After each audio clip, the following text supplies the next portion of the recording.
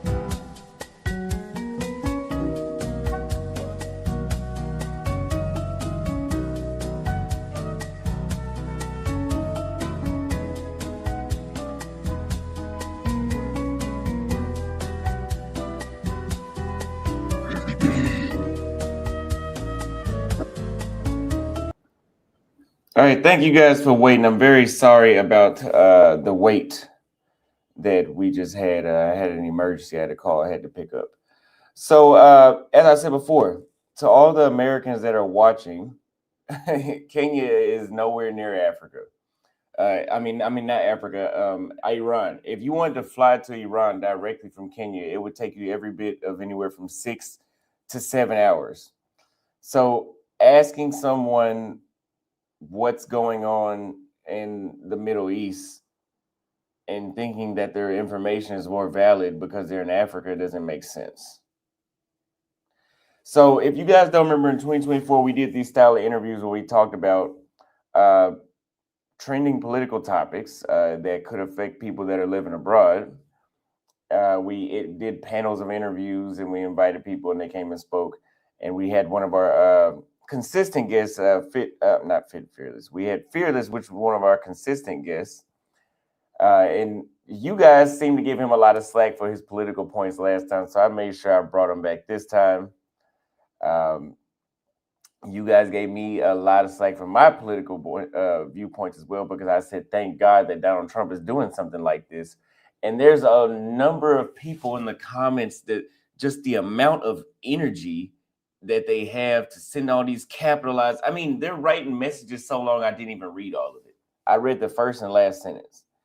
And these people are so emotionally invested in this topic. I swear to God, they're probably going to be the next mass shooter that just happened in Austin, Texas. The guy that was the Muslim Senegalese guy, that I wouldn't be surprised if one of those guys leaving those comments is going to be the next one of those guys. I'm not even joking.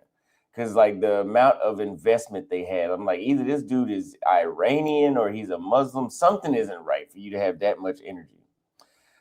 So make sure you guys are watching your back, because you do have some people in the comments that are willing to be a suicide bomber behind this situation in Iran. And the funny thing to me is that a lot of these people that are defending Iran are Black people. You guys should be the last people to defend Iran. Iran is the same. Go look up the Arab slave trade and go look at what they did to Black men in Iran. They were walking around with no dick. I'll just tell you that to be short. So anyway, let's go ahead and bring up our guests. We're going to ask them some questions. What's going on? What's going on, brother? If you allow me, I know you're going to ask me some questions, but man, I didn't know your political view. I'm glad I kind of caught that when you said that. I would like to, if you allow me, because I know I don't know how your audience is, but a lot of people don't take history lessons, so they don't even know how we got to this point. And I would like to give a little bit of history behind it. So if we're going to talk about the future and where we're going in World War III, maybe we need to know how we even got to this point. Is that all right? Yes. All right. It's only going to be about 5-10 minutes. If I go over, just hit me up. So real quick introduction. The last time I was here, a lot of people got upset because I said some things that were uncomfortable. Not because it was evil, just because it was inconvenient. And sometimes people don't hate the lie, they just hate the mirror. So we live in a global system, global power, resources, military, economic pressure. You may not like it, but that is reality. And we benefit from it. We being people in the United States. I always reference this movie, A Few Good Men, when Jack Nicholson says, you don't want the truth because deep down in places you don't talk about at parties, you want the military on that wall. And neither I don't have the time nor the inclination to explain myself to men who rise and sleep under the blanket of the very freedom that is provided and then question the way in which it's provided. So I say this: if you for military action, then just say it. Don't pretend you don't like global dominance without force. That's what happens. Power isn't maintained through vibes, it's maintained through leverage. And if you believe that America should protect its trade routes, its resources, global influence, then understand that's what we got to do. If you're a person that says, I don't like intervention, that's a moral position. Just stay consistent with it. And if you don't like it, that's fine. Just be ready for higher energy prices, supply chain instability, weaker negotiating power, and be ready for other nations to fill that vacuum. I always say this: everybody want to eat the steak, but nobody wants to see the slaughterhouse. Now let's get to how all this thing started. We got to go way back. A lot of people didn't take history lessons, so I'm going to give you a history lesson. It's only going to take 5 minutes, but we're going to get there. This started back in 1901. And the reason I'm giving you this history lesson, Austin, and giving this thing is because history repeats itself, and you're going to see a lot of the same things that are happening now that happened then. And when we say why it's happening, this is why it's happening. Darcy. So in 1901, there was a British man named Darcy. He went over to what is called Persia. Y'all ever watched the 300? 300, the Greeks was fighting Persia. That's what it is. Persia. He went over to Persia and said, hey, I'm going to give y'all some money. Why I'm going to give y'all some money? Because I want to get with the oil. He hadn't found oil yet. There was no oil over there, but he bought some rights to an oil. About 4 years later, he struck oil. And when he struck oil, they called it the Anglo-Persian Oil Company. Cool. Persia at the time was happy because they said, we're going to give y'all a cut, give y'all 16%. We're going to come over here. We're going to take all the oil. Y'all get a profit from it. That was great. Then the Brits came in, Winston Churchill said, you know what? Our Navy ships run off of this oil. So we need about 51%. They bought 51% of the oil. Fast forward to a little bit later, Persia, as you know, becomes Iran. Why does it become Iran? Because the Shah at the time, you got the Shah and the Ayatollah. The Shah, which is the monarchy, said, you know what? We are Aryans. And because we are Aryans and we want to be close to Hitler, we want to be like Iran. Iran, which becomes, changed its name to Iran because they wanted to be closer to Hitler. A lot of people don't know that specific fact. Yeah. So so this is going to play a part. So the reason why he wanted Iranian supremacy. Fast forward a little bit later. So now you was at 1935 when Persia became Iran. You fast forward to 1951. I can't pronounce his last name, but his first name is Mohammed Mossadegh. He was just a regular person over in Iran. And he said, man, this is kind of crazy. He was Western educated, had been trained in Paris, Switzerland, talked English, all of that great stuff. He said, the oil beneath Iranian soil belongs to the Iranian people. Why ain't we really getting paid for this oil? So he went to the Brits and he said to the Brits, why don't y'all open your books? And he got elected as prime minister in 1951. And the company became the Anglo-Iranian Oil Company. And he said to the Brits, look, open your books because something ain't right. And the Brits, what they was doing was they was discounting all the oil to the Navy and they was shortening the books. So they wasn't giving them all the money. He said, this really ain't what I'm trying to do. Y'all kind of lying to us. So this is not a conspiracy theory. This is what happened. The United States, as we always do, and it's unclassified. It was Operation Ajax in 1953. The CIA, which was two brothers, the Dulles brothers. If you ever flew out of Washington, D.C., flew out of Dulles Airport, it was a part of the CIA, Secretary of State. They said, man, that oil? Oh, no, brother, that oil belonged to us.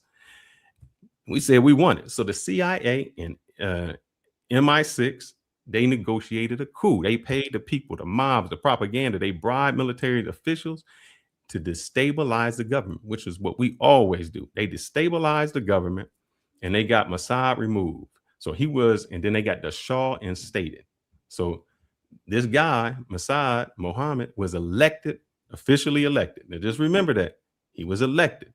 We came in, we did a coup, we got rid of him, and we put a Shah in. The reason we put the Shah in is because he was going to keep selling the oil to the United States and Britain. If y'all ever went to the gas station, that Anglo-Iranian oil company, it's called British Petroleum. So every time that you get gas from British Petroleum, remember, you are supporting a stolen democracy. They put the Shah in. So now when you go fast forward to either the Shah or the Ayatollah, you got two different factions of people don't like. People didn't like the Shah, who was established in 1950. Why? Because I said he was Iranian, and they felt that he was on this thing that the lighter, the whiter, the better. So all the dark people who are Iranian, he tried to whitewash them. He put them in tribes. So you have two different people in Iran. You got the light-skinned people who was benefiting financially, and you had the darker tribes like the Kurds and all of them who wasn't benefiting. Fast forward. The reason I say history always repeats itself, if you looked at Cuba, this happened in 1953 from Iran. If you look in Cuba in 1959, you had Batista. Before Batista, Cuba was like the gold mine of the Caribbean. Mob would go there. It was everything, but it was racist. Batista had to colonize where if you white, you right. If you black, you got to get out. That's when what's my man's name? Fidel Castro came in and said, nah, we ain't doing this, bro. Everybody is Cuban. It don't matter if you white, you black, we all Cubans. We ain't doing our resources like that. Y'all got to get out. He nationalized Cuba. And what happened? We hate Cuba. The same thing happened with the Shah. We installed the Shah. Everything is fine. But remember, he's a racist person. Half the people don't like it. It was two Irans. You got the Iranians who felt they was free. You got the Iranians who felt that, man, this is crazy. Fast forward to 1979. 1979, there was a coup. They had the Ayatollah. So the Ayatollah comes in. It's a coup and they take over. So they take over Iran. They kick the Shah out. Said, no, we're not doing this. You've been racist. You've been doing all of this crazy stuff. We're not rolling with you. The Shah gets sick with cancer. That's what was said.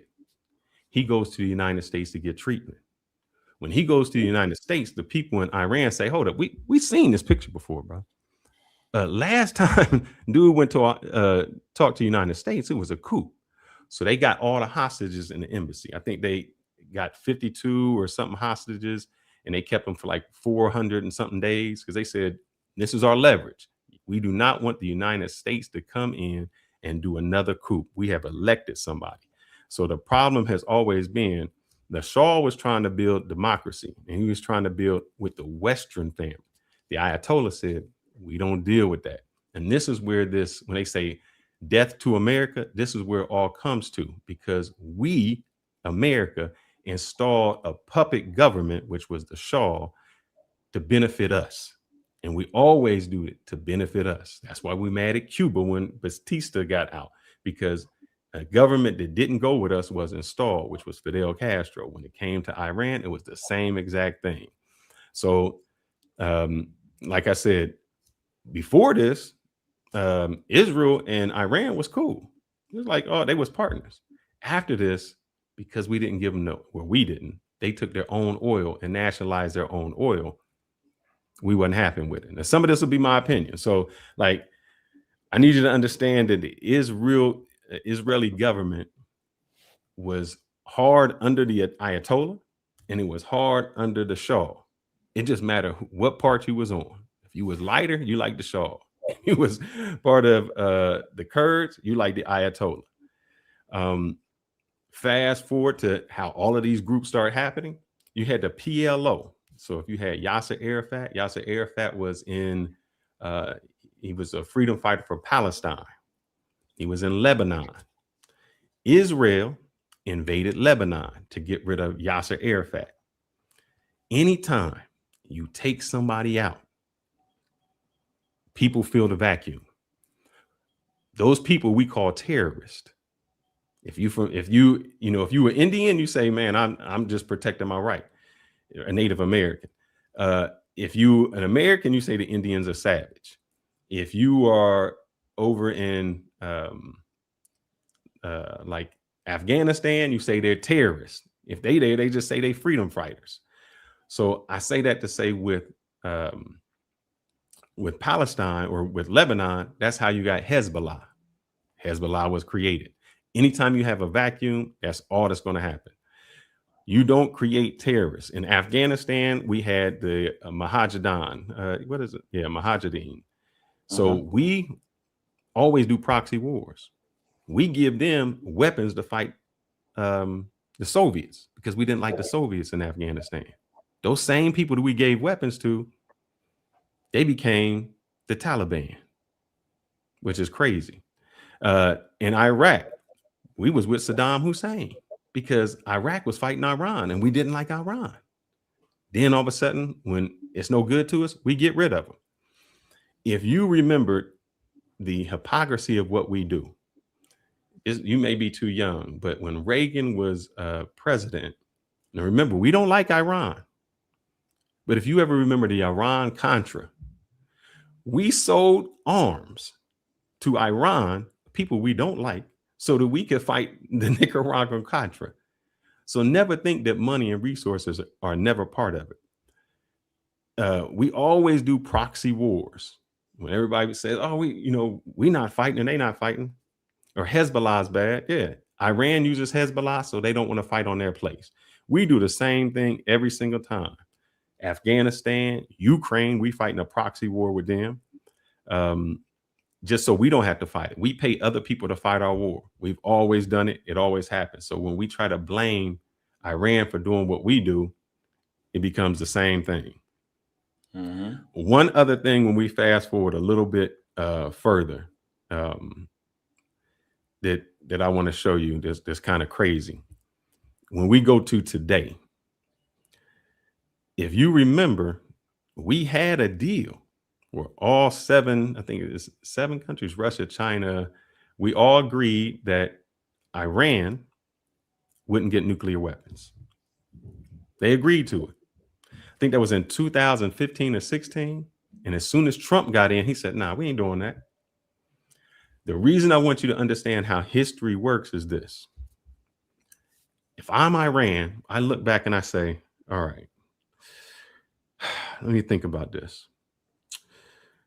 We got Gaddafi, and Gaddafi said to the United States, "You know what? We're not going to do weapons of mass destruction. We're fine. We're not going to do it."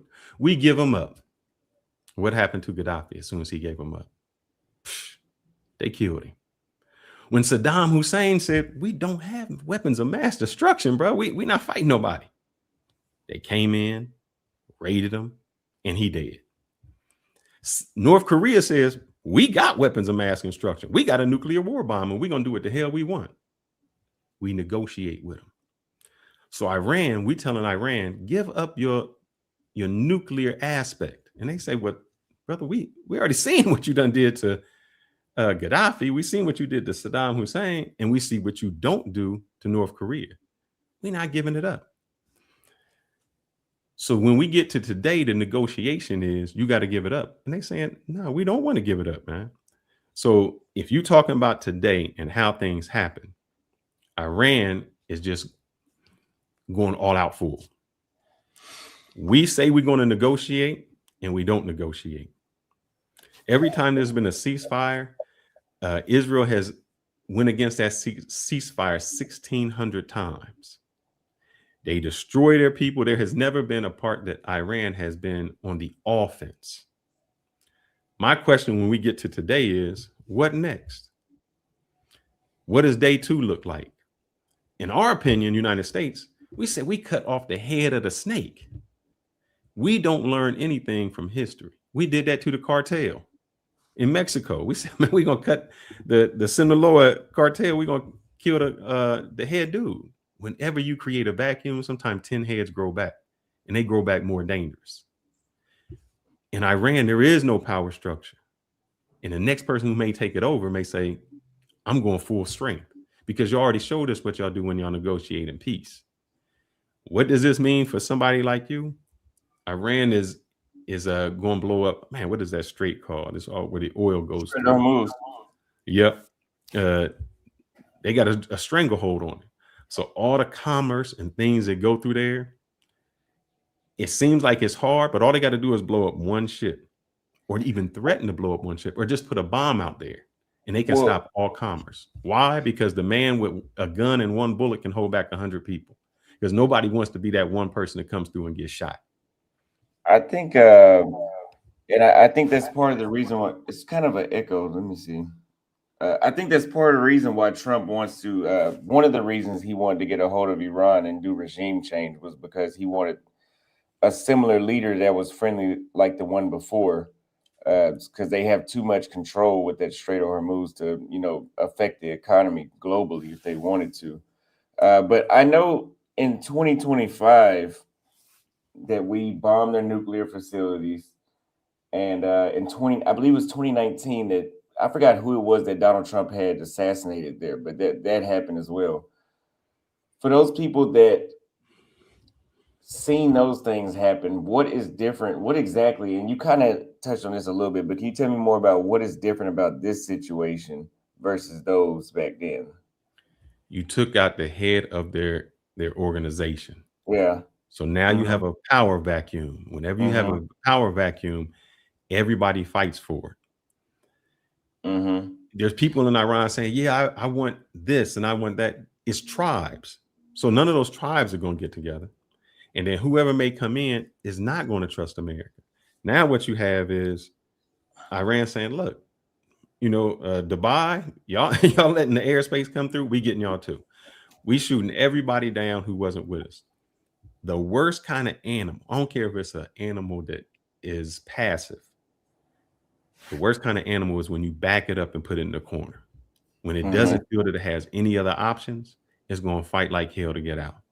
And you just put Iran in a space where it feels it doesn't have any other options. And because of that, that's where things start to go crazy. So you wouldn't say that. So you wouldn't say that this. What is your opinion on when Trump says that he's? And I have my own opinions, but what would you say is your opinion whenever Trump says that he's doing this to free the Iranian people? I did several videos, and we talked about whenever they took Maduro out of Venezuela, that yes, he said that he was freeing the Venezuelan people, which he was, because they were under an oppressive regime. That's why so many of them are scattered throughout Latin America. But they are refugees throughout Latin America. So he was right about that. But I've always said, But here's this double-edged sword. And okay, I hear what you're saying. Yes and no when I'm talking about Venezuela. This is go back to I think Dave Chappelle talked about the pimp who slaps his girl and then comforts her and says it's going to be all right. That's what the United States does. We put all the sanctions on Venezuela and we say you can't sell, you can't do this, and then their economy collapses, and then we say we coming in to be the savior. The same with Iran. We put sanctions on them. We say we can't trade. We do all of this, and then we say we're going to liberate them. We say that we want their what is it? The Iranian women have to walk around with the hijab on, and we care about the women. Yet, in the same stroke, we bomb a school with 160 girls in it. So you're bombing the people, but you're liberating the people. And what you have is two facets. mm-hmm. And the reason I brought up Cuba, if you've ever been to Miami or in Florida and you look at the Cuban population, they hate Cuba. Why do they hate Cuba? Because all the people who left when Batista was in were white. And they had all the land, they had all the power. Then they went to Miami. So they hate Fidel. They hate the communists because they had all the power. The same thing in Iran. All the people who grew up with the Shah, they hate the Ayatollah because all those people were part of the power structure. And when you don't have a power structure, you hate the power that's in now. So who are you really freeing?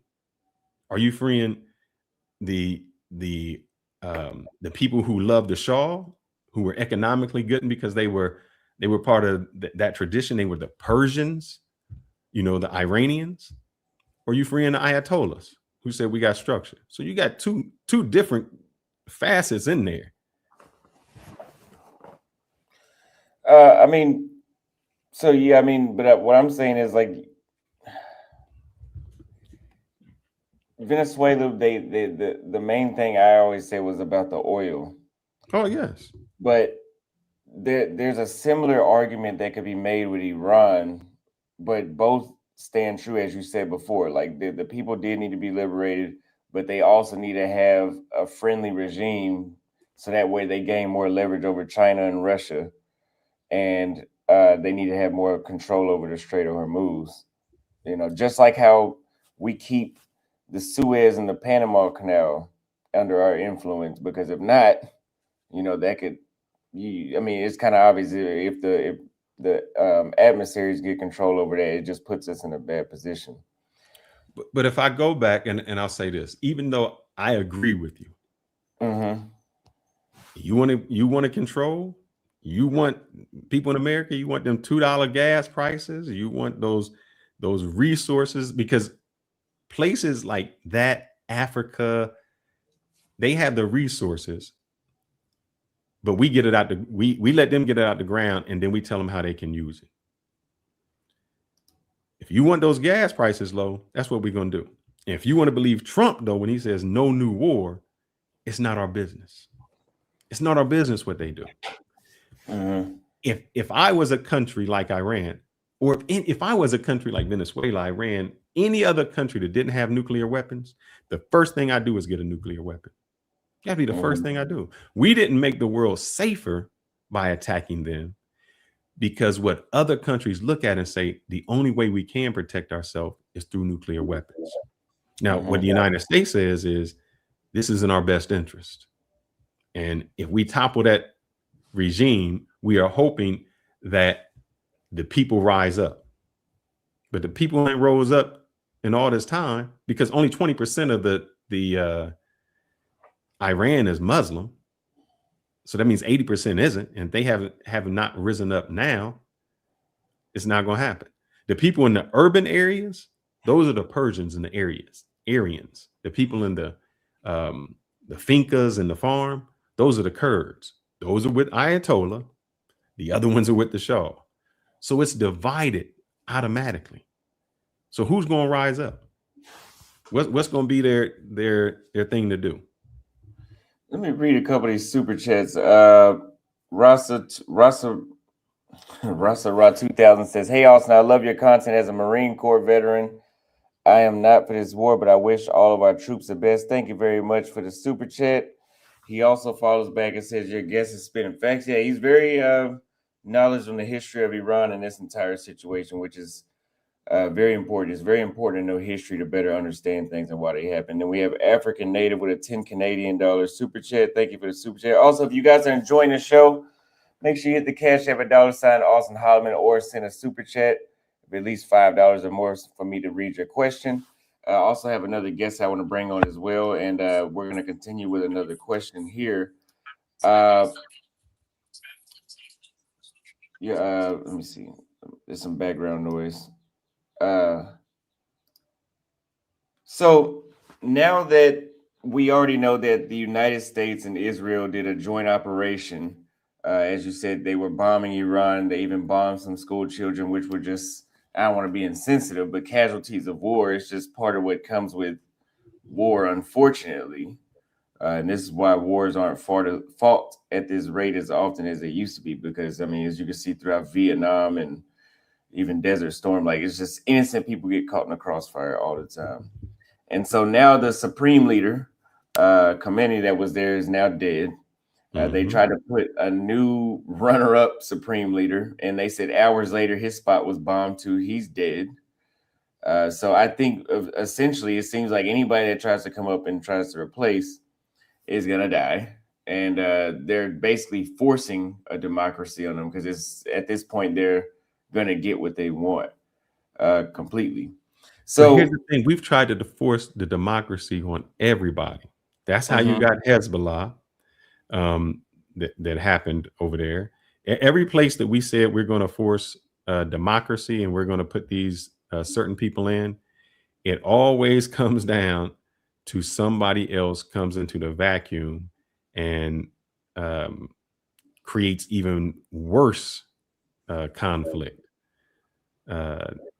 on every side that we've tried to do it with. That's how we got the problem in Yemen, the problem in Iran, the problem in Afghanistan.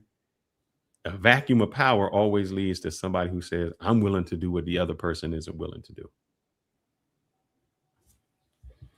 correct. You hear me? Is my background noise too much? No, it's fine now. Okay. And I know, and not to interrupt you, you said there's a casualty of war. Yeah. Do you think terrorists are born that way, or are they created? They're definitely created that way. I mean, I've watched a few. I forgot his name. I think it's Sean Ryan or something like that. He's a former. He's a veteran. He interviews guys that fought in like Desert Storm, and he talks about how he was ordered to kill people that were supposed to be arms dealers over there, and I think they were in Iraq or something like that. And he has to kill people in front of their kids, and then he talks about how those kids grow up and become the next person he has to kill. Mm-hmm. So if you're saying we're looking for somebody to rise up, but that hasn't happened in any time we did it.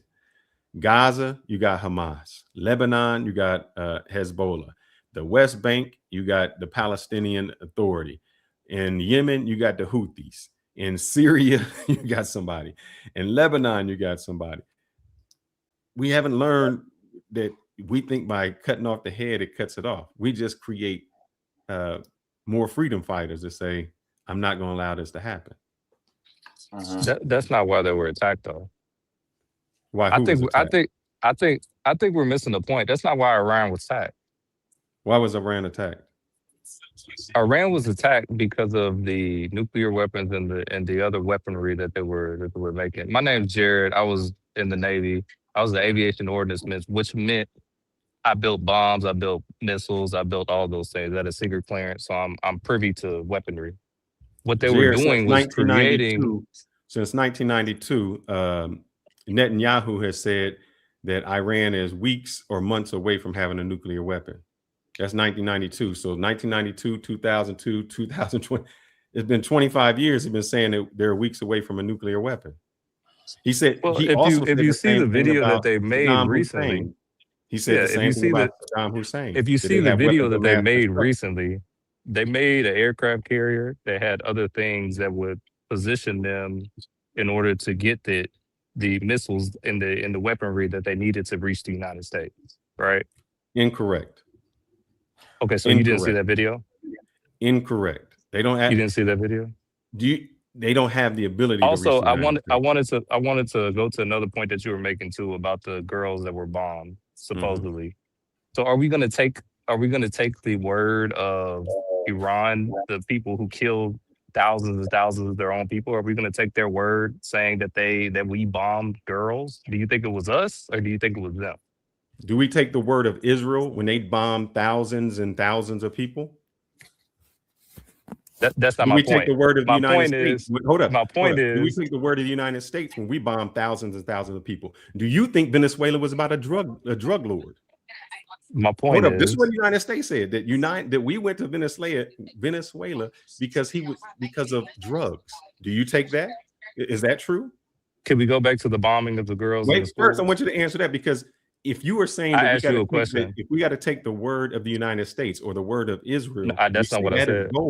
That's not what I said. You're telling me I can't take the word of Iran, that they got propaganda. What I'm saying is, Iran has been killing thousands and thousands of their own civilians. That's their people. What I got to do with that? That's their people. You gonna let me finish? Why do I want to put the United States? Are you gonna let me finish? Okay, go ahead, sir. I'm sorry. They killed thousands and thousands of their own people because these people were revolting against the government. Correct? Is that a correct thing to say?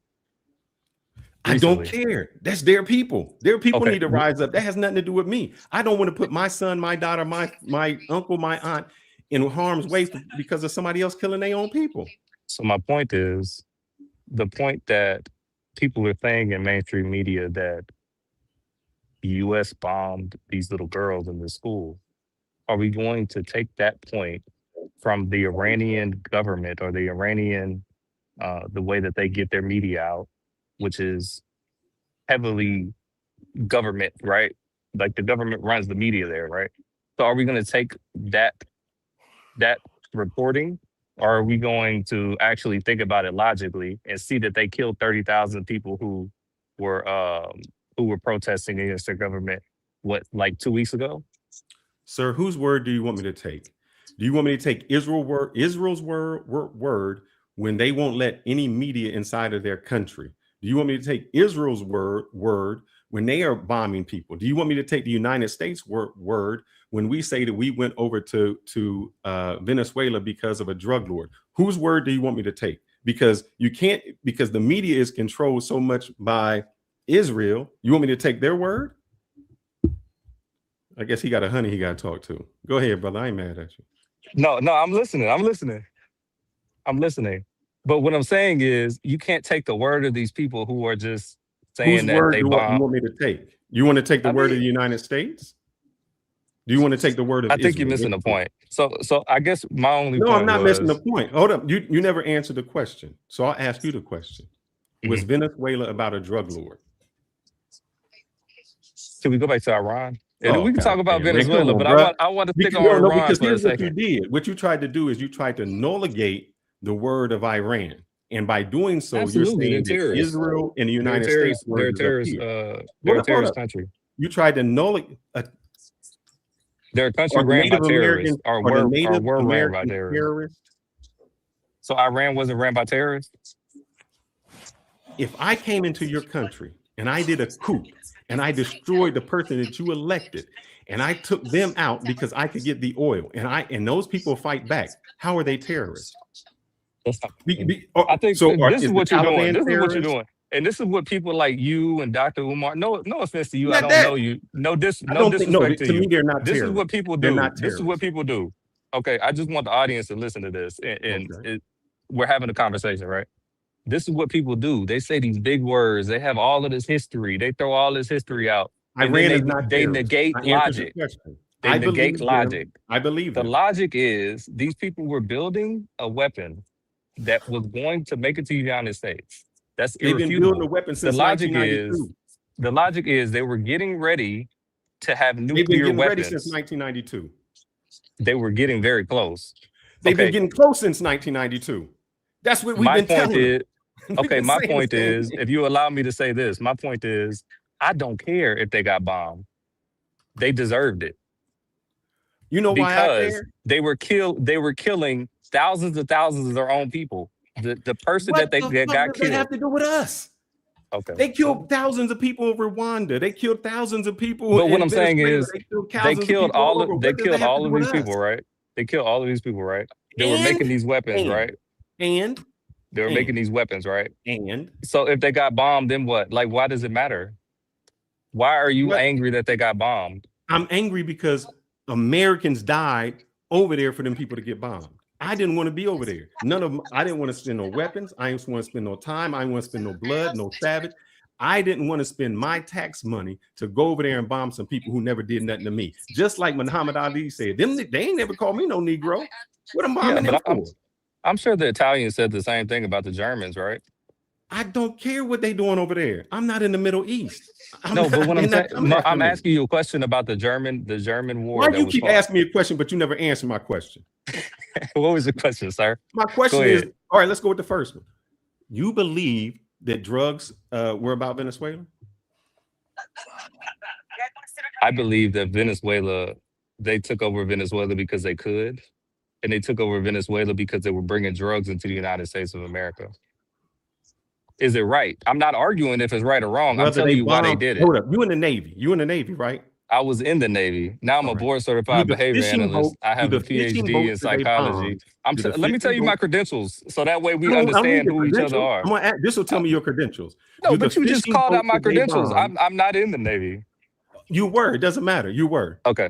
Okay. Do the fishing boats that the United States bombed have the capability to get to the United States? Absolutely. We can't have a conversation. You got to Google it, bro. You got to Google Absolutely. it. The fishing boats could only go 100 miles, maybe 1,000. It's 3,000 miles to get there.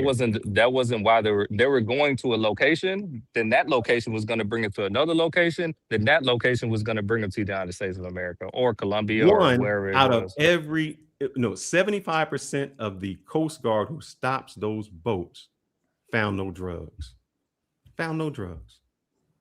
So what information do we have to kill those people? If 70, we didn't try them, we didn't capture them, we just killed them.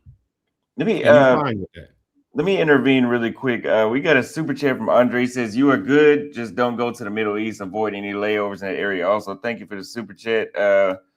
D. Frank says, "America is entering a fatal debt spiral. China is rising. Israel knows this. They're forcing Trump to close the chapter in the Middle East for them to take over a greater Israelite state," which is a lot of people believe that as well. I mean, we'll see how things pan out, but I could believe that too. Whenever the Jews got to Israel, they didn't have as much land as they have right now either.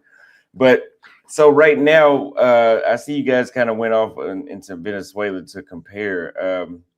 But besides Iran, Israel, and the United States, what do you think about the other 13 plus nations that are getting involved to enter into this war? Some people think that it's going to start World War III. I don't. I think it's going to stay in that region.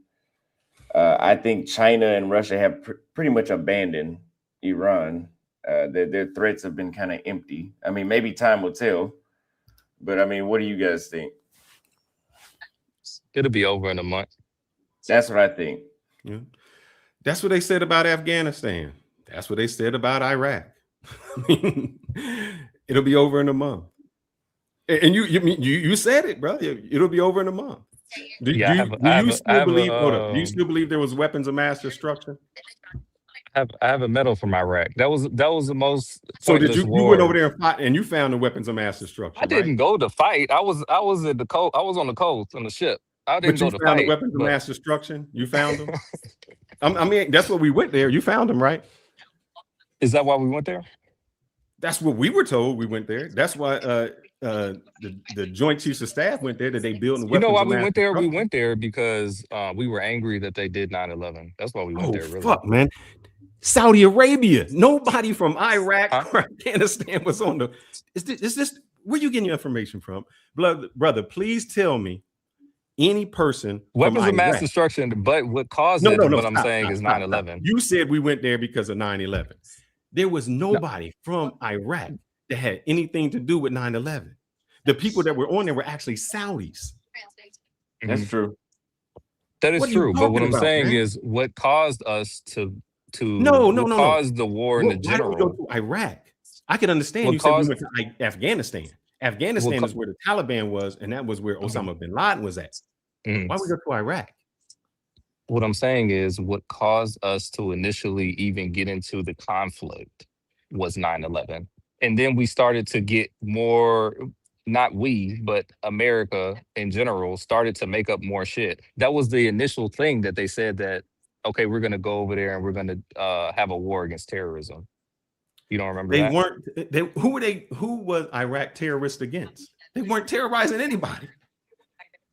Who are they fighting against? That's what I'm saying. You don't know anything, brother. I'm sorry, but you I don't know anything. I have a PhD. It makes you ignorant. I have a PhD in psychology. What's that mean? I own a clinic. So does Dr. Umar. He's still trying to get a school. No, but I own an actual clinic. I don't have a fake clinic like people like Dr. Umar and people who say history for no reason. So with your PhD, did you find the weapons of mass destruction? No, sir.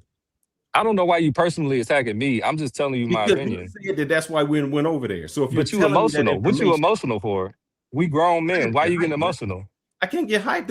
That's what we're supposed to do on the show, brother. It's a show to get the hype up. You're supposed to be like that. Nah, you getting hyped. That's fine, but you getting emotional and you attacking my character. That's what I'm saying. All right, for what? All right. You the PhD. I'm sorry, brother. You could Google me. That's all you gotta do is Google me. But what I'm saying is, maybe instead of me Googling you, why don't you Google the weapons of mass destruction? I understand the weapons of mass destruction argument. I'm just saying the reason that we got into the conflict in the Middle East was caused by multiple situations. That was one of them, the one that I brought up. Sir, if we got into 9/11 because the Saudis were on the plane, why did we go to Afghanistan? And why did we stay there 20 years? Why did we go to Iraq, who had nothing to do with that? That is like I'm getting mad at you, and now that gives me an excuse to hit Austin. Austin be like, what I do? I ain't even in this conflict. Okay. Well, going back to Iran, the reason that happened was because of the reason I said before. Also, I believe what was that the there's reason some other. You said that they were creating weapons. Yes. You know that when we bombed them before, we took out all of their scientists. How do you know that? Have you been to Iran before? Israel did it. This is what Israel said. Israel called, and this is so now you believe Israel. You believe Israel when it's convenient, right? You asked me a question, so I'm going to show you. Two things that Israel did the night before they lit up the whole thing. They called the scientists, and they said, "Hey, you either give us the secrets, or we're going to bomb you." They bombed you. The second thing, what they did was, they said, "We can't get a hold of you So they were trying to get them through communications. They couldn't get them through the telephone. So they said, all right, they found out that they were doing pagers. Israel found out the company that was doing pagers, and they got a hold of the company. And they said, we're going to put the bombs in them. So that's why when the people over in Iran had pagers and they were communicating, they blew them all up with the pagers. So when you say they wasn't doing anything, they had already strategically struck them by blowing them up.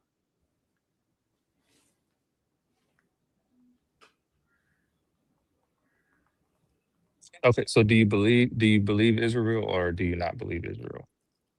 Israel has been telling me since 1992 that Iran is 2 weeks away from a nuclear weapon. When we did the deal, when Obama and the other countries did the deal, they went into the country and did checks, and they said they are not where they are at. They did eye checks to say it. They are not where they are at. Okay, so let me just break down my Do you argument. believe Israel?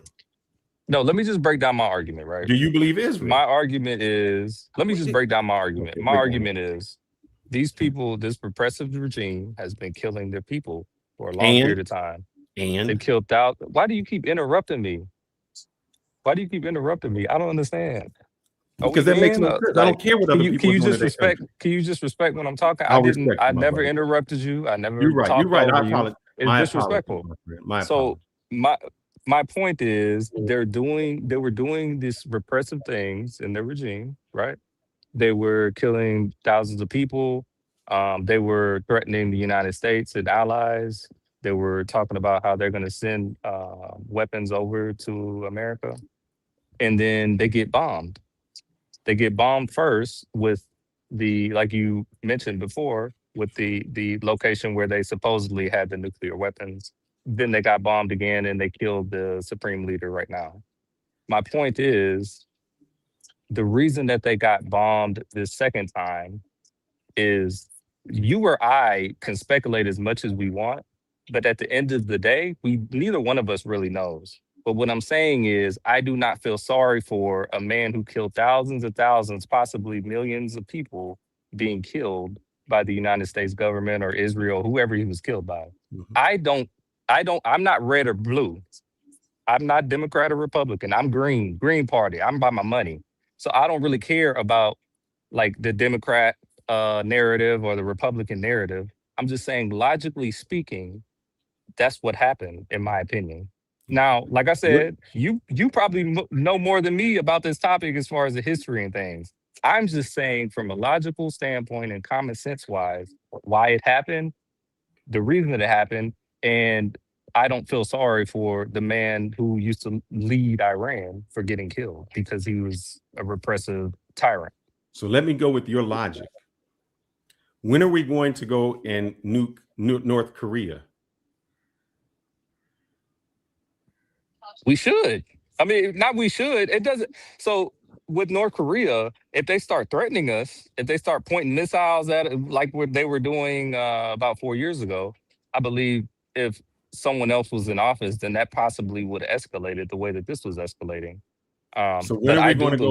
When are we going to bomb Netanyahu? Because he killed thousands of people. I think he's next. Honestly, you think we're going to go after Netanyahu? Yeah, I think so. I don't think Trump is done with either kidnapping or killing leaders. I don't think so. Bruh, there is no way in God's green earth that we are ever going to go after Netanyahu. I don't know about going after Netanyahu, but I agree with you, Jared, about going after more leaders. I think Cuba is up next more than Netanyahu. But let me read one more super chat really quick. My question then, though, before you read that, why? Meaning that's not our country. And when the reason I kept saying "and" to the guy is because look, if those people, Iranians, want a free country, you know what they do? They fight for their country. Why is it that we have to fight for it? We've already gone over to Afghanistan and showed we're gonna stay here 20 years. And the day that we leave, we went back to normal. You know what China does? China says, y'all go ahead and fight. Y'all spend trillions of dollars. We got $38 trillion in debt.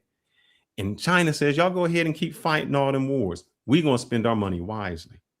Why are we the police? Why do we have to go over there and fight? If those people don't want to stand up for themselves, don't have them stand. Nothing I can do about it. I don't want my people to die for somebody else. There was Americans that died, and I say, for what? What did you die for? You protecting a freedom that those people don't want to fight for? There is no way that I'm going to fight harder than the people that I'm protecting. You got to have more sweat in the game than me. So the super chat says, in the age of deep seek ChatGPT, there's no excuse for stupidity. Ask AI. Thank you for the super chat. As I said before, if you guys are enjoying the show, make sure you hit the Cash App at $ Austin Holloman with a question or a super chat. Yeah, and Austin, I know we got a dude who says he's in the military. There's another gentleman, Ronan, travels. He's usually on a show with me. He is actually in the Marines, and he fought in Afghanistan. So if you want to get another person from a view with that, you can bring him up. I think he may have a link. Yeah, that's fine. So I asked you guys a question about, I think you guys got off track with it, about how all the other countries, such as Bahrain, Egypt, Iraq, Israel's already involved, but Jordan, Kuwait, Lebanon, Oman, Qatar, the Saudis, even now I've seen Pakistan, pretty much that entire region is going to get involved with this new conflict. So what do you think that is going to lead? Because I know we said, y'all said a month, or he said a month, but I kind of got lost with y'all's debate because it kind of got no problem. What it will lead to is going to lead to oil inflation. What is going to come about that? Like, is that gonna create a? Well, first of all, let's talk about this too, because some people like to say, I looked at a short my editor put up. I guess he put it on the wrong channel. He's supposed to put my political shorts on the other channel, but he put it on this channel. So again, we got a bunch of Black Americans defending a country that used to chop their dicks off just not that long ago, probably less than 100 years ago. They're defending that country, and they're telling me that it's basically just that the Iranians are not free. But let me ask you, why would all these other countries get involved? And we can say that it's financial interest, but why are they fighting on the side of Israel? Because you always go to where your bread is buttered.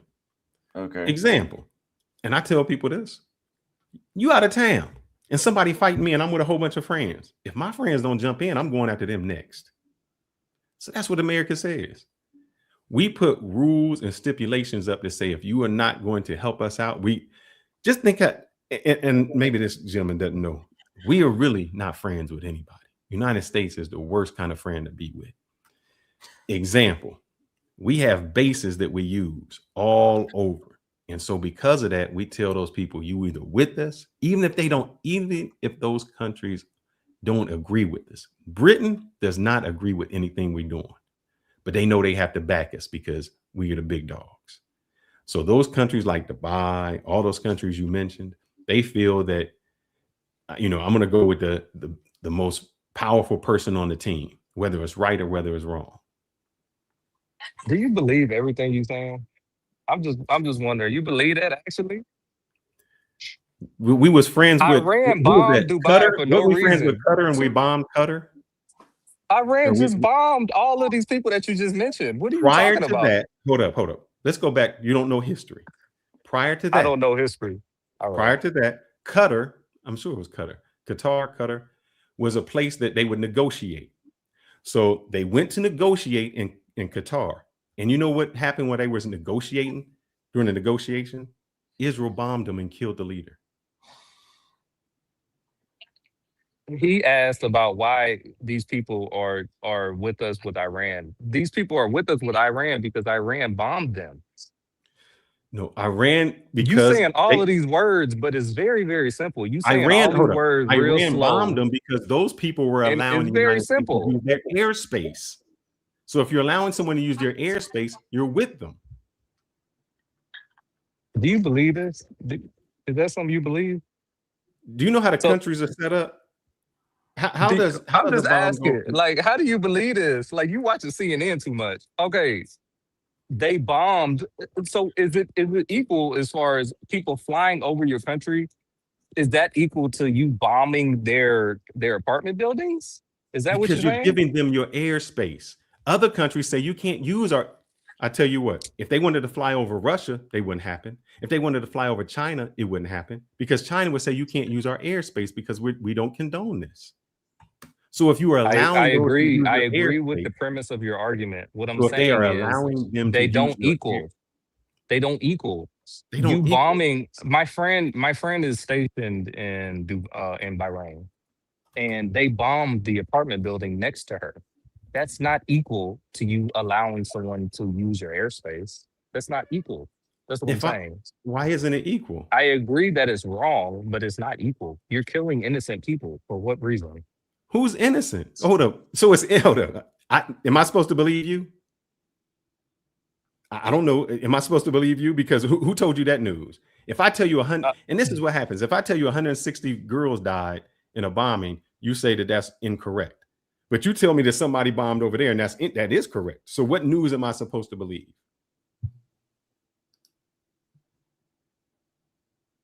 all news outlets are reporting Brother, you that a they PhD, but actually your bombed sound is the jacked up. You got to invest a little bit more into the sound equipment there. I And can't. what sound? I'm out. I have a YouTube channel though, but I'm I know, out. but I'm saying you not. breaking up, so I could hear nothing you said. What does me being a PhD have to do with it? Why I don't understand why you keep trying to attack me like my person. You I brought up that mean, you a what I'm PhD. saying So if you is bringing up you a PhD, you're trying to no. say I you're told you my intelligent. credentials because you were insulting my intelligence. You were insulting I'll my let the character, so chat I brought up insult your my intelligence. credentials. I won't insult it. Let me intervene really quick. We got another super chat from Leaf Shinobi. He says, "Red shirt spitting facts. This country has spent trillions and cucked itself for Israel. And this time, China is growing in power. Once the United States is depleted, Israel will kick us to the curb." Mm-hmm. Well, we'll have to see about that one. I don't really have a response to that last sentence. Salute Austin and the panel. Thank you for the super chats, both of you. We're bringing up some more people on the panel right now. So, what do we actually know since you brought up the apartment buildings being blown up by the drones by Iran? Also, I want to come across. I came across something. Sorry, I got a little bit of sleep. I came across somebody that I met that is from Iran that posted a video where even though that Iran is currently still getting bombed massively right now, the police are still creating checkpoints and shooting people the same way they were doing during the protest. I know. This brother, hold up. The brother who is in the yellow, he's stating how Iran is being repressive to its own people. But he didn't say anything about Israel being repressive to the Palestinians. He talked about the innocent neighbor that got killed, but he never brought up the innocent people that got killed in Palestine. Brother, are you a op? Possibly. I don't know if I'm out or not. But Or hey, do you care more it about was your nice to meet you though. neighbor in there than the other Palestinian people? See, if you're a person that care about all Mhm. people, all death is bad, and you would say, man, all the death is bad. No, yeah, I agree. But it was nice meeting you and everything. Appreciate you for bringing me Brother, up, don't Austin. leave, I got a man. YouTube Come on, channel. stay on with us, brother. If you want to check me out, JWSBA or Instagram or whatever, we can argue later. I have a few questions to ask you though, because yeah, go ahead. Y'all got. Come on, what's up? Okay, so you're saying you're implying that Iran had nuclear weapons, right? So what was the point of Operation Midnight Hammer? I thought we obliterated them last summer. What was the point of the operation? You remember when we Yeah, bombed? I wasn't a fighter pilot. I worked on weaponry. So what I No, will say is no. I don't think you're hearing me. Do you remember Operation Midnight Hammer that we had? I know exactly what last you're summer? talking about. I know exactly what Yes. you're talking about. So Trump said that we bombed. After that, there was more threats toward the United States, weren't there? How? If Trump said we obliterated them last summer, how come they're again at 95%? How is that possible? I don't know. You had to ask Trump. No, you're not understanding what. See, this is what I'm saying. You're kind of being a little bit He's coy. being disingenuous at best. Yeah, So, yeah, you're being very disingenuous. I mean, If we bombed them Mhm. over the summer, last summer, Yeah. how are they now again at 90? Trump said we I obliterated. never said they were at 90. I never said they were at 90-something%. No, but so that's I'm what not being Netanyahu has disingenuous. been saying. That's what I forgot your name again. I don't agree with Netanyahu. I never said that either. Did you just start watching me? I No, never said but I agree with anybody. you did. You agree with Netanyahu? No, it was the bald head, light skinned man that said that I agree with these people. I never said that. But He you was said rage baiting. no. But you just said that Netanyahu they're our ally. You also said that. You did say What? that. You said I never Israel said is- nothing about Netanyahu. The bald head, light skinned man that was trying to rage bait, talking about my personal character. He was saying that I said this Then stuff. where I did never you get said your any of this stuff. information? Then hold up. Let me ask this. Where did you get your information that Iran was close to a nuclear weapon? From them. That's what they continuously said over Who and is over again. them? The regime. Iran never said that. They said that we aren't even There building was nuclear weapons. evidence. We only having There was nuclear evidence. energy. There was But- also evidence. and that's my point. How is it that you have evidence that they have nuclear weapons when Trump said This is the we problem are- with y'all. No. This is the problem with y'all. Let me Let me tell finish. y'all the problem with y'all. Let me No, tell you the problem with y'all. let me finish. Because I Y'all feel want to like live in the echo chamber. how we being in the echo chamber. You don't know what I know. Am I If we was in the echo chamber, we would be going with Y'all want Trump. to live in the echo Wouldn't chamber. we? See, this is Nah, what I'm saying. hell nah. Honestly, this is what I hate when black men don't do this. You don't want to concede a point and when you're wrong. You said that they have nuclear weapons. Did you or did you not say that? If I said that, I was wrong, and I apologize. Okay, I appreciate you for saying that because that's what Fearless is saying, and I'm backing up Fearless Oh, because okay. I'm providing the point of Operation Midnight Hammer. We had the operation, Okay. the military. I didn't campaign. realize that I said that, so I apologize if I said that. Okay, that's what we're pointing at, and that's what Fearless is getting at. Because Okay. multiple times Netanyahu said this during the Clinton administration. He said it during the Obama administration that we're at that Iran is at 95%. Iran is at 95%. They were never at 95%. Even the Khomeini had said that they do not want to establish a nuclear program. That was one of the reasons why Trump went to them last year, right? He went to them prior to them bombing Iran, and as soon as they started having meetings with each other, Israel bombed them and Israel bombed Qatar. Now, your point was that they bomb our allies and whatnot. Israel bombs whoever they want to bomb, right? They bomb Qatar. We have military bases in Qatar. Why is Israel bombing them? Israel gets to do whatever they want to, and I don't understand. I don't know if you understand. I wasn't arguing about Israel. No, but I just want people to be informed of how Israel rolls. Israel doesn't answer to nobody.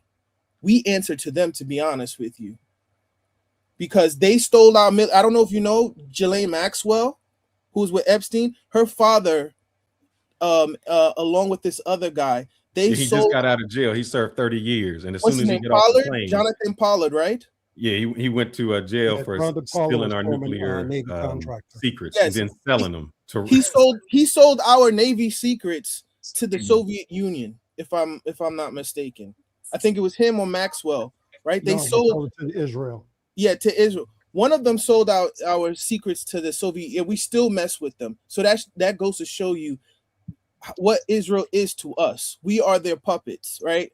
And my other thing to you, you made the point. I just want to say this last thing. I'm not going to take over the conversation, but you made this point that Maduro. The reason why we went to Venezuela is because they have drugs. Let's say that's not the point that I made. That's no, the point you that said the that. brother. You said that. You did say it. You did say that. I asked you I said specifically. Hold up, no, don't do that, because when we went there, I said can run a you recording never back. answered my question. And you said, "What is the question?" Okay. I said, "Why did we go to Venezuela?" And you said, "For the drugs." Don't PhD, baby. No, I did not. You did. Everybody in the chat, did he or did he not say the reason why we went to I Venezuela? don't give a fuck about no chat. See this now you're being the one and being emotional because we're holding you to what you said as a man in the chat. When you said drugs, hold up. I'll reiterate what I said. You said drugs, and I said, "Sir, how is it possible that a boat can travel all the way to the United States on a fishing boat. And you said, oh, because they're going from one place to another place to another place. That's how the drugs came up. You said that they were there for drugs. So where do they go after they get to Mexico? Do they stay in Mexico? Those drugs usually go to Europe. Those drugs go to Europe. Come on now. The reason why so you tracking drugs now? You tracking drugs now? So hold on. You tracking drugs? Austin Holland. Tracking bombs. Yeah. See, now, you know everything. You know everything, don't you? Wait. Go ahead. I would like you to just do a Google, and I want you to Google how much drugs from Venezuela get to the United States. Not even 5%. I won't do it. I'll let somebody else do it. Not even 5%. I want y'all to Google me. All right, I was always going to finish my point. I promise I'm almost done. Hold on. Azrael, hold on. Let me say this real quick. Okay, as somebody that's in the Marine Corps, been in the Gulf War, just because he had top secret clearance as a air ordnance man did not give him access to strategic planning when it came to top secret clearance and how processes moved around and what pieces we were using on the board in order to achieve a mission. Because you have air ordnance, you have top secret clearance for that weaponry. That's it. You don't have strategic clearance to watch every piece on the board. So the fact that he postured himself as somebody that was strategically educated on warfare made him disingenuous from the jump. I don't care if he has a PhD or not.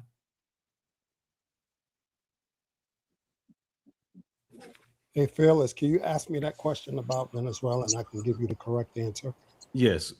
What percentage, because the gentleman said we went there because of the drugs. And my question is, what percentage of the drugs from Venezuela got to the United States? 0, because we didn't go there for the drugs. We went there for the oil. Oh, I know. No, I know we went there. Let me break it down. Let me break it down even further for you. Venezuela was giving oil to China. This oil was very thick oil. It can't really go through the pipes. So why are we booming Iran? Because they have the oil that mixes in with the oil from Venezuela so it can get through the pipes. But guess who oil is up in Iran? China. So all this oil that we're talking about, it's China's oil. Mm-hmm. I dropped off by accident. My computer's acting up a little bit. I wanted to say this. My point, I don't know if Jay is still on here, but the point that I was trying to make, right? And this is no offense to him, but it's very stupid. And I need brothers to understand more about geopolitics, because then you sounding crazy talking about Israel as though they're like the best thing since sliced bread and that they're just good people wanting a land that was promised to them 2,000 years ago, which is bunk, right? If we're going to go according to that point of let's say he was saying is true about us going into Venezuela with Maduro. Oh, it's about the drugs.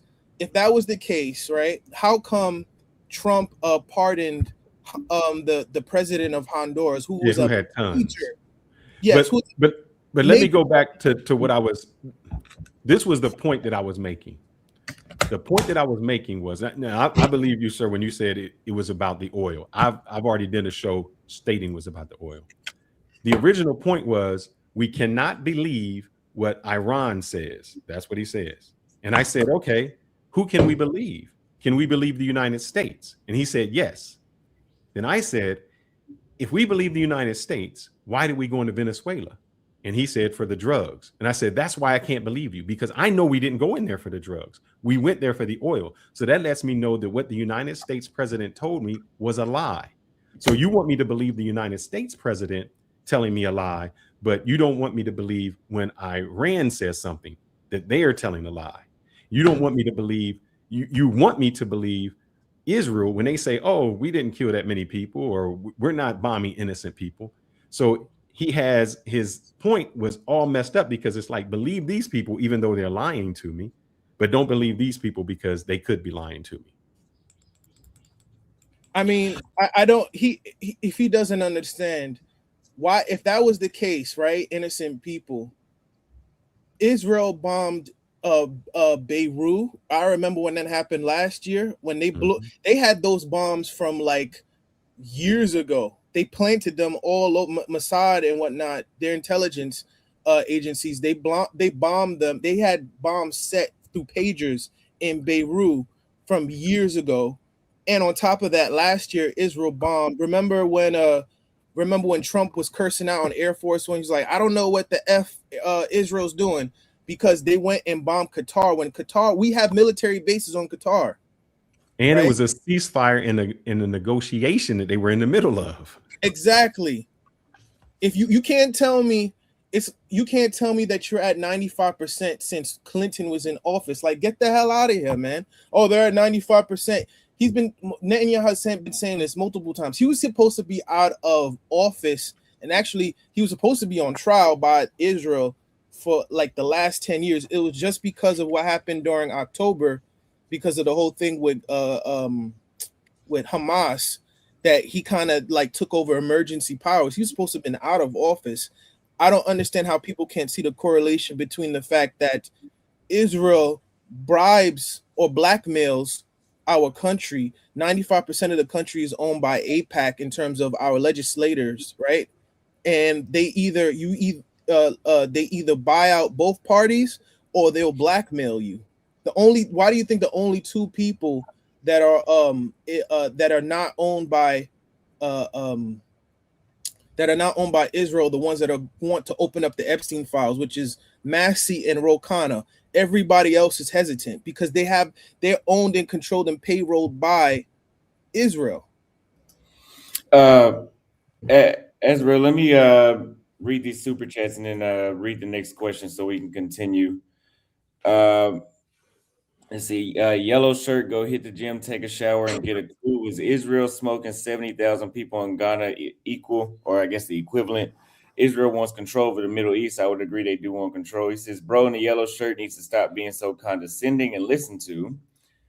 Operation Hammer, the classic B2 in action. Fortunate to be a software engineer on the B2 in Palmdale.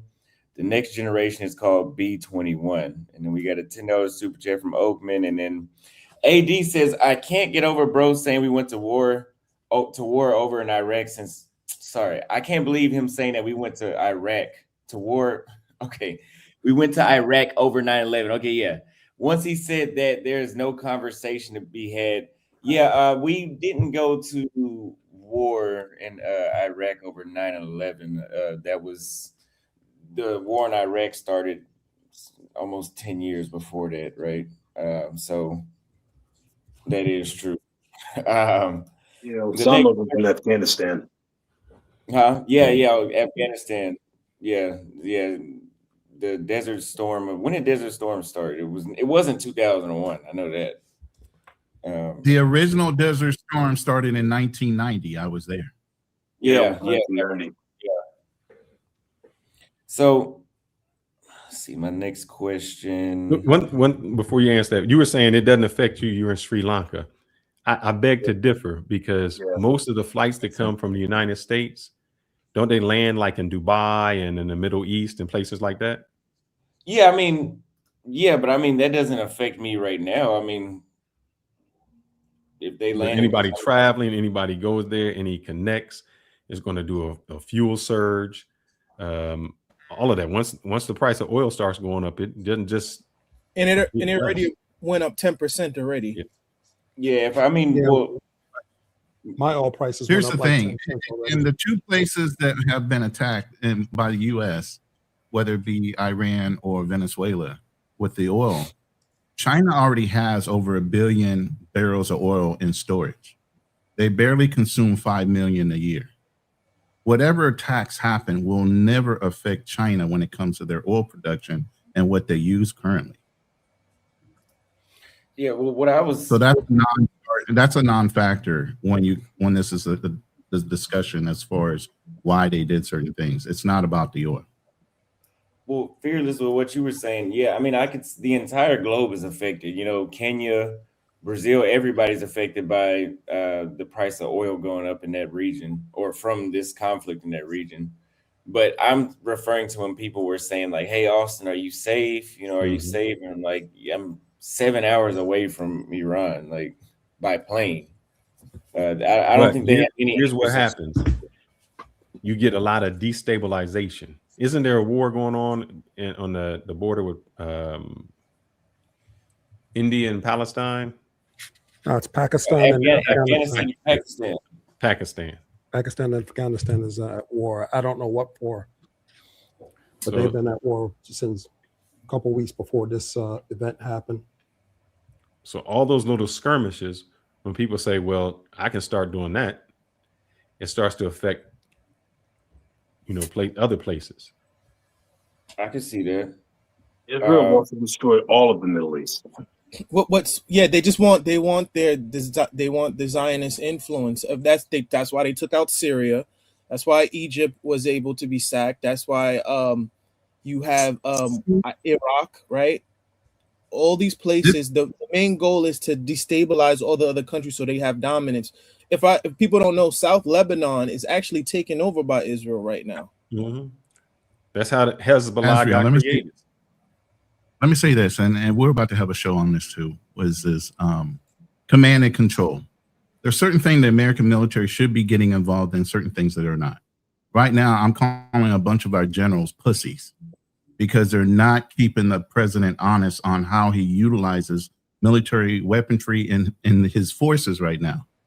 He is basically, like you said, being the lapdog for Israel, okay, and fighting their wars for him. Back in the original Gulf War, we had a whole coalition built of all Arab nations, okay? What did Saddam do but volley over some Scud missiles into Israel to try to provoke them into getting into the war? And U.S. had to literally say, no, stand down. We'll get revenge for you. If you jump in, you're going to break up our coalition. So Iran is in turn doing the same thing. He's bombing every country around them to get them upset at the United States, but it's backfiring. And now those nations are now looking at Iran like, yo, we had nothing to do with it. Matter of fact, we were stopping the U.S. from flying through our airspace to bomb you. But now, if you want to drop bombs on us, we're going to in turn go ahead and back up whatever happens to you. I slightly disagree because when they recently bombed Dubai and a couple other places. I've been all over the place with certain things. It's not coming to mind, but they bombed multiple places that had U.S. military bases. What Iran is doing is playing a war of attrition. In other words, what's going to happen at the end of result of this war, a lot of the Middle Eastern countries are going to be like, okay, you were supposed to, they're going to say the reason why you were here, America, was to protect the interests of the country so that there will be no one would politically overthrow us, or we wouldn't be subject to any kind of military attacks, right?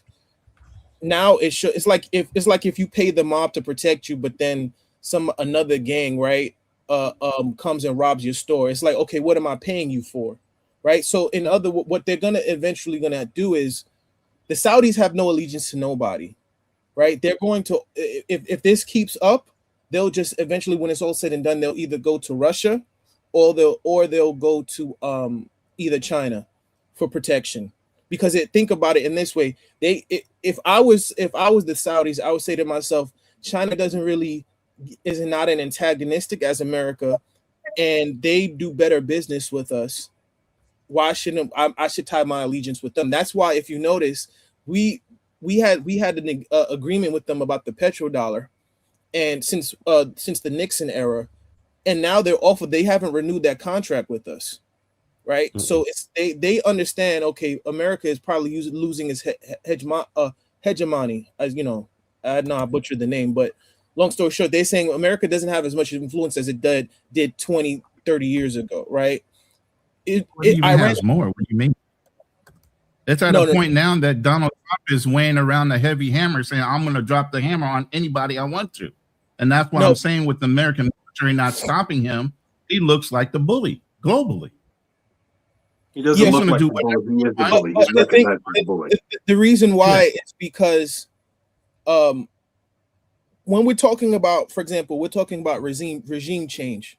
And it's funny, shout out to Myron, shout out to Professor Jing, shout out to Jeffrey Sachs. Like, I watch a lot of this stuff, right? They've all mentioned that in order for you to have a regime change, it can't be just by airstrikes. You're going to have to put foots on the ground. This is not going to be great for America politically, because people are going to be like, we're in a never ending war, right? Exactly. It's gonna be like Afghanistan. Look what happened to Afghanistan. We were there. We were in Afghanistan before I was It's in going high to be school. worse in Afghanistan. Yes, we've been in war Right. in Afghanistan since before I was in high school, and I'm almost 30, right?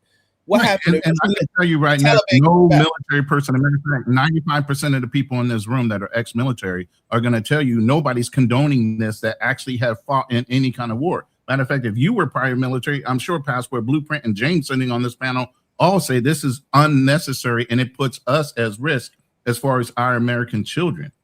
You get what I mean? Absolutely. So we are all in agreement. This should not be, but here's the fact check here. The checks and balances is not only congressional approval, but the actual American military, the generals have the right to question lawful orders. That currently was not approved by Congress. It should have never have happened with American armaments at all. Now, as a Marine, we can go anywhere in the world for 29 days with only the president's approval. You know what happens on the 30th day?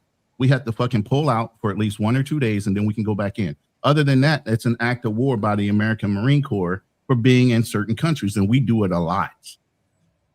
Okay, we go in and start either, but we have to pull out. But here, that's just the Marine Corps. You can't just use armaments and weaponry of any kind without congressional approval, and that has not been done. And even when it was put to a vote, it did not pass; it tied. So he initiated regardless. I think he didn't. I just want to say one thing. He didn't go through the proper channels, and he didn't get proper or strategic intelligence. Because there's a lot of things that happen before we even go into reconnaissance, and that's approval. So why would you go into reconnaissance and try to figure out how are we going to do strategic warfare if we don't even know what's going to be approved? Once we figure out what's going to be approved, then we start figuring out how to do what we need to do. And when we start figuring out how to do what we need to do, that's always limited. And I mean unbelievably limited, what we can do. He went through all that. So right now, our most effective and most advanced warfare to win a war with anybody, they don't even know how to use it. They don't even know what's going to be approved. They don't even know what's going on. They're just fighting. In that kind of warfare, a lot of innocent, a lot of really good soldiers, a lot of really good strategic battlefield tactics. In other words, what countries and what positions we can keep and maintaining ourselves. We're constantly putting ourselves 24/7 every day around the clock. The military is constantly putting ourselves in position, getting ready for all-out war anytime, any second. Right now, that's been diminished because we don't know what we're doing. We don't know where we're going to be. And I'm telling you right now, if a 4-star general right now was sitting over here of any branch in any position who sits right next to the president was sitting right here, many of the questions, even at our level, we would ask them. I guarantee you hear a whole lot of, we don't know. We don't know. We don't have information. We don't have the intelligence. We don't have anything. That's what you'll get. And when you hear a 4-star general at any level saying that, what he's really saying a lot of Americans will be dead. A lot of Americans will be dead. And all that is going to be on Trump. Now, in that same sense, you're going to have countries who are constantly, how we're keeping ourselves, taxing ourselves for any kind of warfare. You have also countries that are doing the exact opposite, constantly trying to put themselves in a position to hurt the United States for all kinds of interests. There are multi-billionaires that go to other countries saying, if you do this right here, we'll be able to do this to make a bunch of money. And what they're asking them to do is some of the most vile kind of warfare, the vile kind of murders. And to top it all off, a lot of those billionaires are Americans. And a lot of the billionaires who put money in our government's pockets are not Americans. James, if you think of this is what I tried to say in the beginning. Fearless, after you go, let me after this one, let me follow up with a question. Fearless, go ahead. All right. We think we do things in a vacuum. The reason I was talking about the coup that happened in Iran, when they say death to America, it's because we had a coup and we installed the Shah for our own benefit. People around the world just don't hate us. They hate us for what we do. We did this. We sabotage other people's democracies and countries. Somebody they're sitting under a government we created. Yes. Somebody in the chat said that Hezbollah and Hamas are terrorist groups. if you know how they started, just like the Mossad, or not the Mossad, the help me out, Ronan. They was before the Taliban in Afghanistan. The Mahdi. Egyptian I think brotherhood. Shit. Yeah, they always start. We call people terrorists who fight against us. We call the Indians, the Native Americans, savages because we went in their country and did something. The same with Hamas, the same with Hezbollah, the same with the Houthis. We do this to people, and when they decide they want to fight back, and we say, "You see what they did? See how they terrorists they are? We kill 1,000 of them. When they kill one of theirs, they're the terrorist." We have proof, and they have found out that we were calling groups of people terrorists before we created the Taliban. Let me follow up really quick, James. So one super chat says, "My father is pro-Iran. I haven't seen him since I was 13. He was testing me, and now I'm self-sufficient. I plan to run away when my kids turn 13 too." Christopher says, "I think Iran is trying to play the long game with this conflict." And let me just elaborate on that. Also, if you guys are enjoying the show, send a $1 cash app to $ Austin Holloman so we can keep the show going every single day. If leadership instability continues in Tehran, what do you guys think are the realistic political outcomes as far as possibly regime change, fragmentation, military control such as an occupation, or do you think it's just going to be prolonged chaos? In my opinion, anytime there's a vacuum, you always have to beware as to who comes up next. You never know who's going to take that power. We in the United States thinks this is going to be someone on our end. That doesn't necessarily how it's going to be. The same thing that happened in Afghanistan. That's how the Taliban came up and others came up. I don't think that.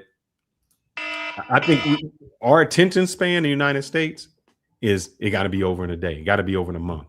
When it starts going on for years, we just don't have that attention. Well, we're not set up or positioned right now to support something that long. Correct. That was the whole edict behind the Marine Corps. We can go anywhere for 30 days self-supported.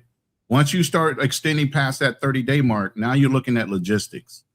How are you getting things from here to what place to the other place? How are you reinforcing this? Because now, even if we're in, we got to stabilize and hold it. Somebody just said there's stabilized by the people. Right. There's 80 million people in Iran. You're not going to get away with stabilizing a small force in that kind of environment. Yeah. I was going to say, actually, slight correction is, I believe they say it's about 90 million too. You know, but even so, yeah.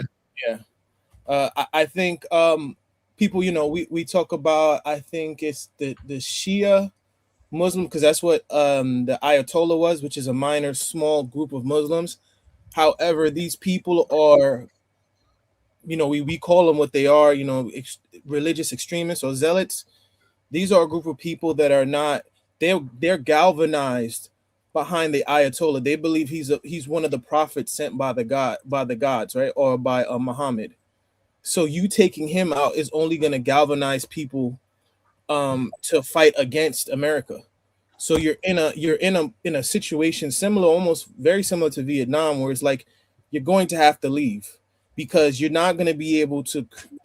90 million people are not going to just allow America just going to choose, because you have the Shah's grandson that lives in quote unquote, he lives in Maryland, very close to the CIA base, what have you, right? They're trying to implement him into the new government as the puppet for America and Israel. The Iranians are not going to allow you to do that. You're going to have to put boots on the ground in order to create a regime change, and that's going to take forever. And it's eventually going to resort back to what happened when Biden had to pull out of Afghanistan and the Taliban took over again. You can't. There's no permanent regime change when it comes to the Middle East countries. Because nor can we support it as a military, because we've had such a drawdown on reenlistment and everything else. We can't support multiple wars in multiple countries. We're still trying to stabilize Venezuela and whatever that's going to be. You're over here poking at Iran and other places too. There's more than one thing going on all at the same time. Our military is not as big as it used to be. Also, I'm glad you pointed that out too. As you guys are military, what's one of the I'm not military, but one of the things I always heard is that you never fight a war on multiple fronts. We're still dealing with Ukraine and Russia, so we're spreading ourselves thin. We don't fight a war on multiple fronts, but we prepare to fight wars on multiple fronts because we're the United States. Right. It's part of our. It's war tactics. I mean, Austin, the image I sent you was the image of the next up and coming leadership, and that's what they were getting ready to vote on until the area was bombed, where they were supposed to be having this super secret meeting in this bunker. So obviously, we do have intel, meaning Navy SEALs or somebody there doing ops right now. But at the end of the day, they still need to pick a leader. So they're all dead in this photo. Not all of them, but these are the ones that are in contingent for leadership. Because I know the one in the bottom left is dead. No, there are no. No, they bombed one of them recently again. The one that was supposed to start. Yeah, him in the bottom left. Yeah. Well, the one to the top left is the one that's favorited, I thought. The one on the top left. Because the one in the center, obviously, top center is the one that died. And then you're saying the bottom right is dead or the bottom left is dead now? Bottom left. Okay. Yeah, So, I believe Definitely yeah, don't have.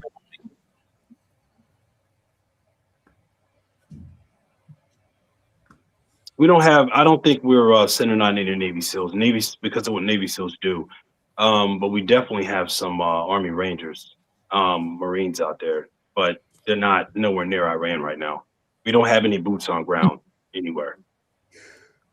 So my question is, let's take Israel out of it. Why do you think we bombed Iran? What benefit is it to us? I guess it would be. as Americans, none, but it's for Israel. None.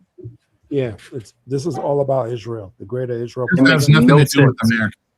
0 cents for us to bomb Iran. Absolutely none. It's way into the negative and on a massive level. Exactly. Iran was working with us. They want to cooperate with us because it's good for their economy. It's all around good for Iran to have intelligent talks with us. You know, I mean, it doesn't make sense. Iran didn't want to go to war with anybody. They want to bomb Israel, that's for sure. But as far as America, no. But if Iran manages, I mean, the only good thing, and I'm just going to say it, that can come out of this is Israel gets destroyed. Israel getting destroyed, it'd be a heavy hand lifted off the United States. We can heal a lot. We could handle a lot of problems if Israel goes down. Israel has to go. Everything about Israel has to go.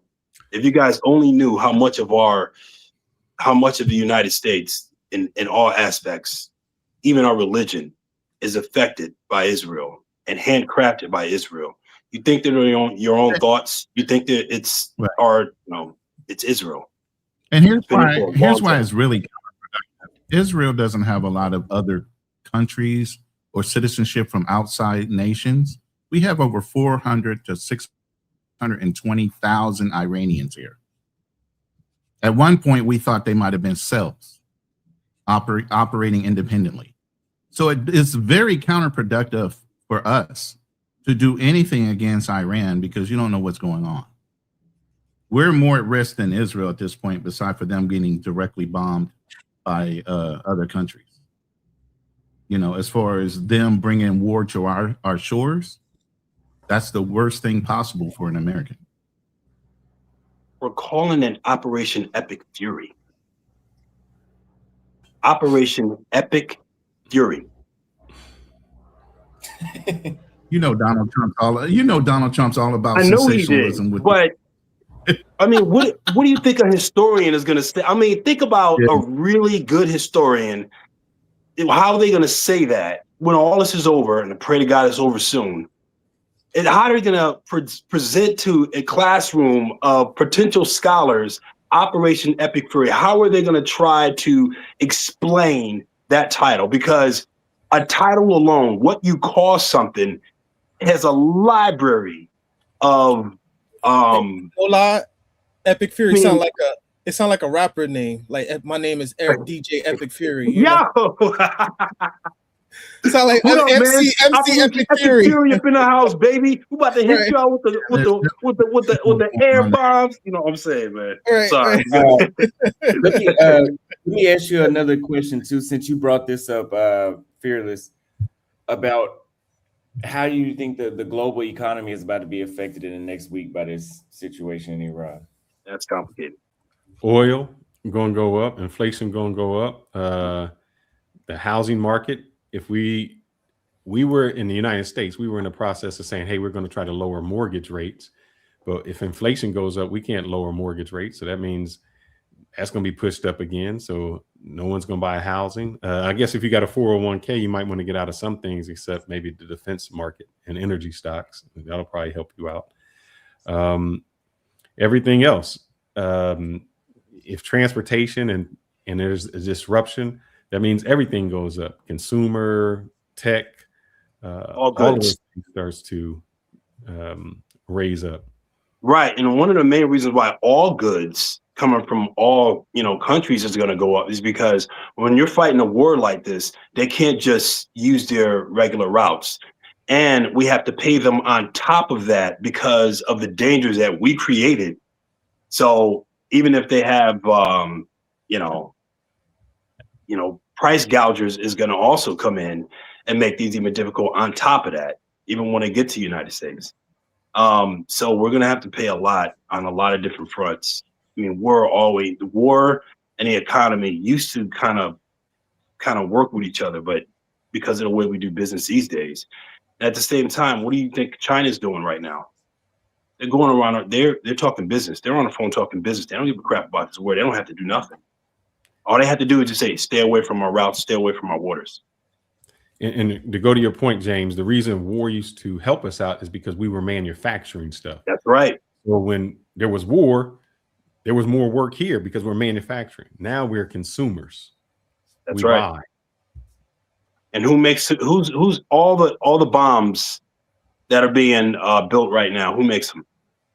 China. I mean, even think about it now. We're almost running out of interceptors. Not as it's Russia. Oh yes, yeah. Russia and Israel, they love this. This is their dream come true. This is what they wanted. More than anything, what Russia wants is the destabilization of the international relationships that help the United States, the UN. He wants that destroyed.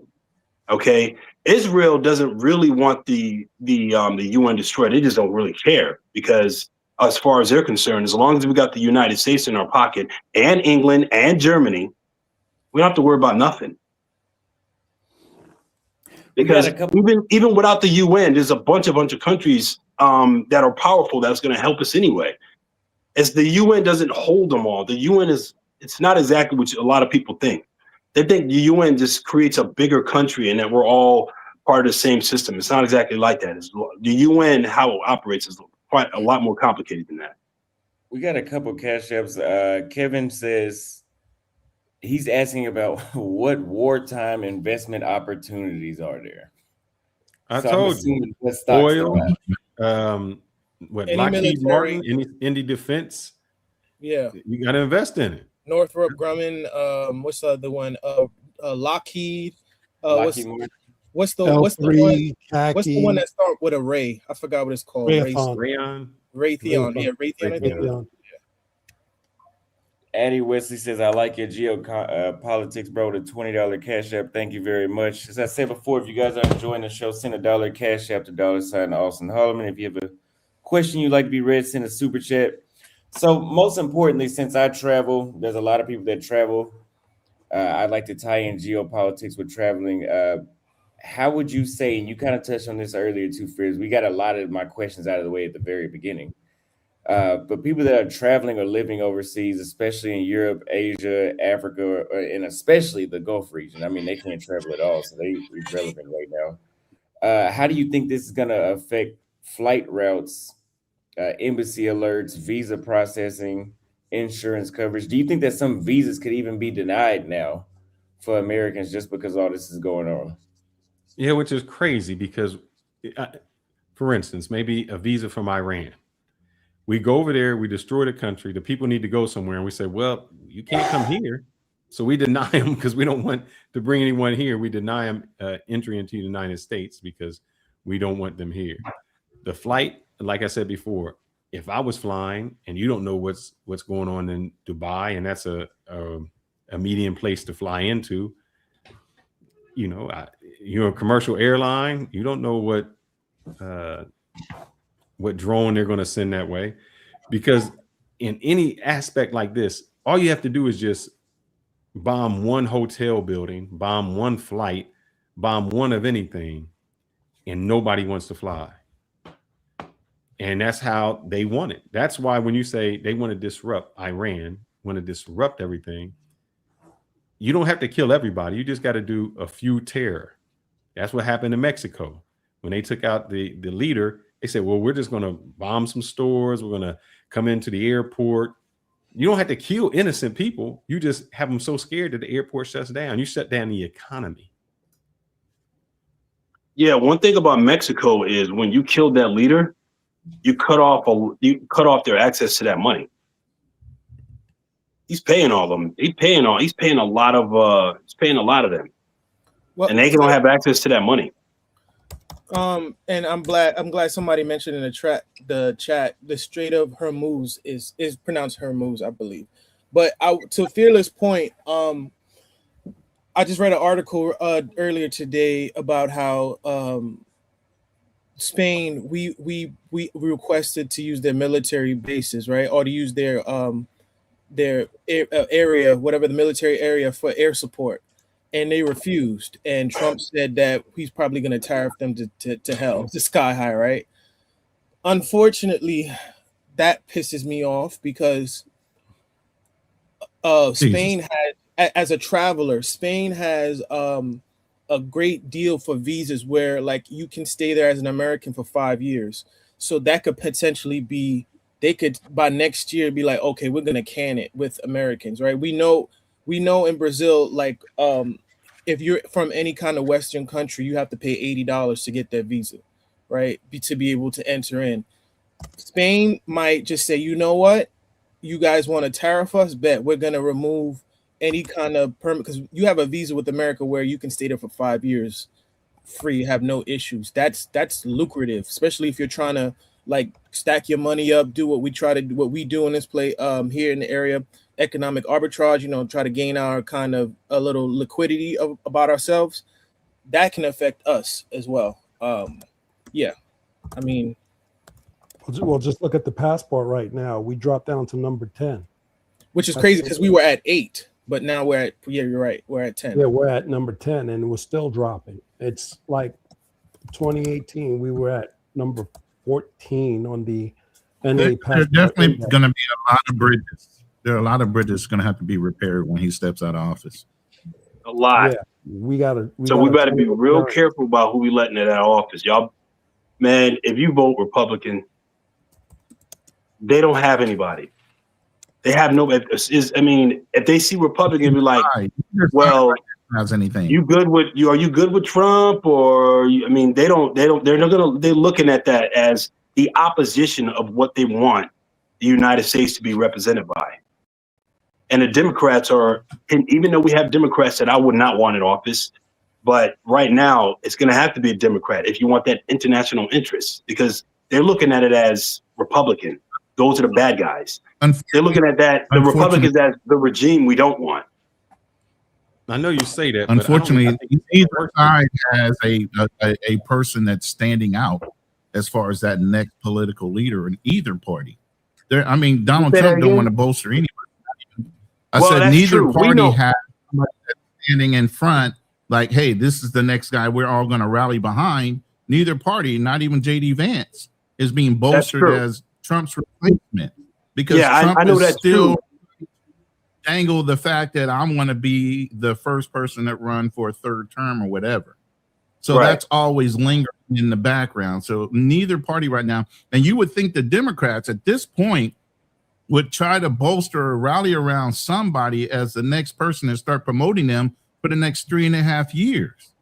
But nobody that's has what I was stood up. saying. But what I was talking about was international. Okay, our international across our borders, how they look at it. They look at the whole entire Republican Party as a MAGA regime. Okay, they don't care what you just talked about that. They don't care about that. They don't even know that. And if you tell them that, it's going to go in one ear, not the other. And I don't blame them. Right now, all countries are saying, hopefully Kamala Harris will run again. It doesn't matter what you feel about her or what you think she would and wouldn't do, or your political interests about her. That doesn't care. If she's James, the one that's going to be put up, you have to vote for her. You have to. I want to agree with you, but here's why I can't agree with you. I think countries are just saying I'm done because it doesn't matter. Like, let's just take Iran. I do a deal with you, and then whoever comes in next, the deal is done. I make an agreement with the United States. We make a 10-year agreement, and then in 4 years, whatever we agree to is tore up by the next president. So I think they're just saying we don't even want to get involved because there's no stability. Whoever you bring in, 4 years later, 8 years later, it's going to just change. So I think they're just trying to find. Even we think about it, Canada's like, you know what, we can't deal with you. They did Greenland, at the economic we gotta forum go somewhere else. But I believe one of the things you guys, when it comes to sitting down at the negotiation table, it's not just straightforward like that. Okay, what we got to do is get them out to the table, and what's going to happen is Iran is going to have demands. If you meet those demands, you can make a deal. That's the simplicity of it. Negotiations are always about my interest, your interest. Where can we compromise? All right. Donald Trump's too stupid to come to a compromise that's both economically and strategically of interest to both countries. That is a complicated. You have to get them with the big boys to do that. That's hard to do. And you have to be very smart, very cunning, and very knowledgeable about all aspects of the United States and foreign policy in order to do that correctly, which is exactly what Hillary Clinton was saying. She basically was pointing out, you can't just send anybody in there to negotiate anything, any kind of international policy, especially when you're talking about nuclear weapons and nuclear usage. Okay, you have to have a lot of intelligence that comes into play, and you got to sit down with a lot of intelligent people that we utilize, even in the CIA, what they find out about that country before you even go there. They're like, before you go there, here's what we know. Okay, it's not straightforward like that. It never is. And with them, Obama was probably the best shot to do that. And that was also stated that what he negotiated in there was probably one of the best negotiations Iran had in a long time. And they have stated that, and they were good. And they watched who was coming in the White House. Biden, they were like, he's not Obama, but at least he's not going to ruin anything. When Trump came in, he made sure he ruined what Obama did without even thinking, just to say, this is what he did things because he felt butthurt. That's what he got in office. He's doing things to protect himself from the Epstein files and things because he's butthurt. Obama did that, kill it. Also, another thing too, he is probably not smart. He's probably the most pro-Israel president of all time, and the reason being is because I think Reagan was. No, let me tell you why. I would say, if it wasn't for Adelson, Miriam Adelson, who is like the biggest Israel donor, right? If it wasn't for her, he would have never won it. He would have probably been somewhere in a jail somewhere, because she basically payrolled his whole election campaign.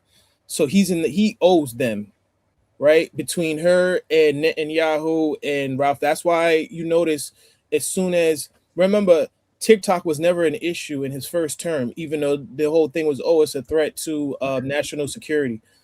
As soon as the whole thing with Gaza happened, and we were able to see through independent journalism what was via TikTok, what was going on in Gaza, then the Zionists were like, okay, we got to get rid of this thing. Even Netanyahu asked a group of people, like, what's the biggest threat to Israel's sovereignty or security, right? And they gave random answers, and he was like, no, it's social media. As soon as Trump came into office, remember they had that like little 1 week ban of TikTok, right? And then what they did now, if you look at it, who owns TikTok right now? It's Ellison's son. Ellison is of a Jewish descent, right? So he owes them. So this is more of a Israeli Zionist agenda that's being casted out. He basically, You know, it wasn't that long ago when some APAC, some individuals at APAC, I forgot the woman's name. She said the biggest threat to Israel was black people. you know why they I mean, say you guys, one of the things that you guys fought back, you look at it the most, because you guys are so smart and knowledgeable. You look at the more logical and intellectual focus on what's going on. But then you got to step back and just look at the bottom things that people just kind of talk about. You don't think that's because it sounds so silly. And when you look at it, you realize that some of the most vile things that have been done politically and economically were done because of some of the dumbest, most ignorant bullshit you can possibly imagine. And Donald Trump is opening all that up and making everyone focus and realizing how dumb a lot of these political leaders and billionaires are. And Obama talked about it in his book when he was saying that, you know, I've sat down with some of these, you know, well-known political leaders around the world, and in our country, these multi-billionaires, practically trillionaires. And when I sit down and talk with them, I realize they're really not that smart.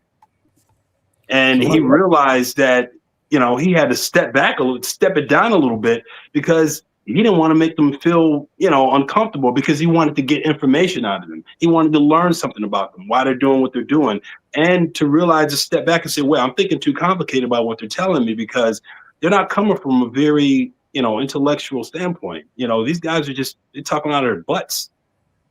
Let me read this. Let me read this super chat really quick. So Ian says with $100 super chat, good to see you healthy, my good man, Austin. Here's my 2 cents. Trump initiated Iran is secure a third term via power legislation. Why? Because Israel's money says so, for the sake of fulfilling their agenda via the U.S. military. By the way, a lot of people don't know that the United States president can get an additional 2 years if there's a war declared. So if he goes to the 8th term and he declares war, he can do 10 years in total. Like, he doesn't have to run for that. What's So my important question about that to is the this panel, midterm before we go there, could stop. there was somebody in the chat that said, United States is the greatest country in the world. Now, I know James is probably overseas, Ronan is Philippines, Austin is somewhere. I don't know if anyone else is overseas. How do y'all feel about that statement, living outside the United States or even in the United States, about that? Do you feel that way still? that what? Can you repeat? Greatest in what respect? Yeah. Well, I'm just reading what they said. They said the greatest country. I don't think they gave me a I mean, I think it's all about perspective. I mean, from a young person, I'm closer to Austin's age, right? When you talk about America, I was thinking about it yet the last 2 days. The job market is trash. Housing market is trash. The dating market is trash. Healthcare system is you know, you could own a gun, but God forbid you break a bone in your pinky, you're gonna have to pay $5,000. But I mean, hey, as long as you can own a gun and say, you know, Trump is an orange, you know, is a fruit, then it's like, hey, God bless America, right? But and we haven't even mentioned the not only the cost of living, but also just healthcare in of itself is just expensive. And you know, the food, I was meant to say the food. I mean, the food is you know, we're basically being poisoned, you know. Like, I don't see what's America's great for making money, and that's about it. I don't care what anybody says as an American military guy. As a military guy and somebody that fought for this country, as well as the other brothers that are sitting on this table, on this panel, there's nothing you can say about America that's going to make me turn against it. Obviously, I put my life up for it. You get what I'm saying? While other things might be great, while other things might be a lot more healthier, Everybody is still at the end of the day trying to fight to get in. And while we are privileged to already be American citizens, I still won't regret being one, and I still won't turn against it. I don't give a damn. Let me ask you this. Do you have grandchildren? I absolutely do. Do you think they're going to live a better quality life than you did growing up? Or the better question is, would you want them to join the military?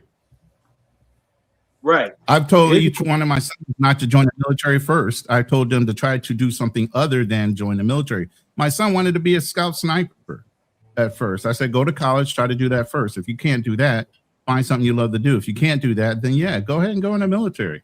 I really think military service should be mandatory for a lot of these guys that don't have any fucking direction. Because I guarantee you, after 2 years worth of fucking life in the military, you're gonna have a fucking direction at the end of it.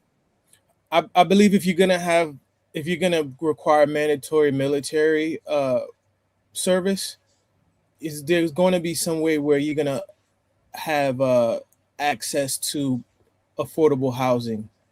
I mean, if I don't know how old you are, Ronan, but if they did mandatory service, they would have access to VA loans, VA benefits, and everything else. So if you put everybody in that system, listen, for 2 years or 3 years of your service, just like Singapore, if you do 2 or 3 years worth of their service, they're giving you college, they're giving you advantages in order to take you further. Israel does the same thing. So for your service, you're getting these benefits. So I'm glad you mentioned that about Israel. But check this out. You know what Israel has that we don't have? They have free health care. What? And they also have college as well. We pay for it. You pay for it. Think about this. If you were in the military, you would have access. Listen, think about this. If you were in the military, you would have access to free health care through the VA. Do you know that I believe Israel has is above like 3.5 when it terms to their birth rate, and we're below birth rate, right? Do you guys also know another thing too? They don't allow adult film content in their country. Yes, they do. Okay. They do. They told you that. I've been to Israel. I've been to Eilat. Israel for 3 years. They do. I've been to Haifa. They freaks out there, man. And then let me tell you, let me side note this real quick. I'll go in and out. I was on that base, okay, out in Eilat. Women are bad, man. And they are beyond interest for us. We had to have strict orders to stay away from them, and even they still find their way to us. I was scared, man. I was kind of young when I first went out there, first time I got on a base, that was during the Kosovo conflict. And I was kind of scared, but let me tell you something. When you walk around the country, what you see a lot is everybody's walking around with regular clothes, walking around with rifles, machine guns, and just walking around. We saw a guy drunk. They said he was a soldier. He was drunk with regular clothes on and a big old shotgun hanging over his back, drunk. So don't think that Israel has got everything all locked in together, man. And when we got, when their leaders came out, because we was in the in a hall, and their leaders came out to talk to us, and I thought it was like a comedy show. They were basically bolstering how much they are the greatest Air Force, the greatest country, the greatest soldiers, and America should show more respect to Israel. And the way you were talking, and this was back in 1998. And they were talking like, basically in a nutshell, they're basically like, we're the supreme, you need to bow to us. And what was the highest rank that was in there was just a full bird captain, not no generals or anything like that. And he just put it on and he lost it for something anyway. And they were just sitting there quiet, smiling. You could tell their mouth was quivering. They were just like being good boys. And I'm looking around like, what the fuck is this? That Israel has had our balls for a long time. Now, let me ask y'all this. From the U.S. and Germany standpoint, who gives them the most? What empowers Israel the most?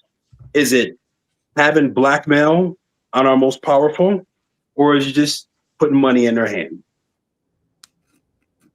What was the first part? Having black? What was that? Having something on our most powerful leaders because they did something stupid, or they got their hand out and are getting a lot of money put in their pocket. I gotta say the money part, man. Hmm? You know, I want to say they have something on us, but Little usually even. the people who go to Congress, they don't have anything on them. No, just pay them. they control all our critical infrastructure. I mean, What? They control all our critical infrastructure points. What do you mean? I mean, when we talk about media, we talk about our academics, you talk about our politics. I mean, they control. Well, I know what you're talking about. You're basically talking about what media is doing. You know, at TikTok, what he was talking about. Well, in order for them to have acquired that kind of power, it still goes back to where do they get more of their influence? Is it blackmail, or are they paying? They're paying our. It's a combination. It's just like the mafia. It's a combination of both. The mafia doesn't always engage in just. Which one you think it weighs out the most? Is it blackmail? I think if I'm gonna be honest with you, I think they pay off before, and if you don't take the money, that's when they blackmail you. Yeah, but then that would be 100% blackmail. But no, I don't think it's blackmail. I think it's the power, and the reason I say the power, please help me out with Kyrie. What was the basketball player that put out a tweet? Kyrie Irving. Yeah, he put out a tweet that just said, "Read this book," and they shut him down. Suspended from a game, can't play, you got to apologize. And so there was no blackmail in that. Our sports teams are definitely getting money. It's not really blackmail with our sports team because you can't really. Who's the commissioner of the NBA? Yeah, but if you blackmail the commissioner of any, that's not going to cause an NBA. It's not going to cause the NBA to act like that. That's money. What I'm saying is, when we're talking about Congress, before Congress goes it's Congress. They pay him in APAC, and then they let him go over to Israel. And so as much as they pay him, they have the whole thing. Who's getting paid? And they show this person's getting paid. You owe me a favor. There was a congresswoman that said, she was a black lady. Yeah. And here's what they told her. We don't even care if you don't like us. That's fine. Just don't even vote against us. Meaning we'll let you stay in power. And she said, I'm not going to do that. She had spent $1.5 million on her re-election. It was like $2 million. For her to get not elected, they spent $10 million on the next person just to get her out of office. Yeah, they try to primary them out. That's what they did to Thomas Massey. And it's money. It's money. Now you see it's a system right now. You blackmail the most powerful politicians, okay?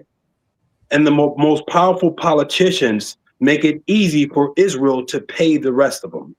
Correct. Now, here's the power. Here's where how the power gets streamlined. Everyone knows how much money gets sent to Israel.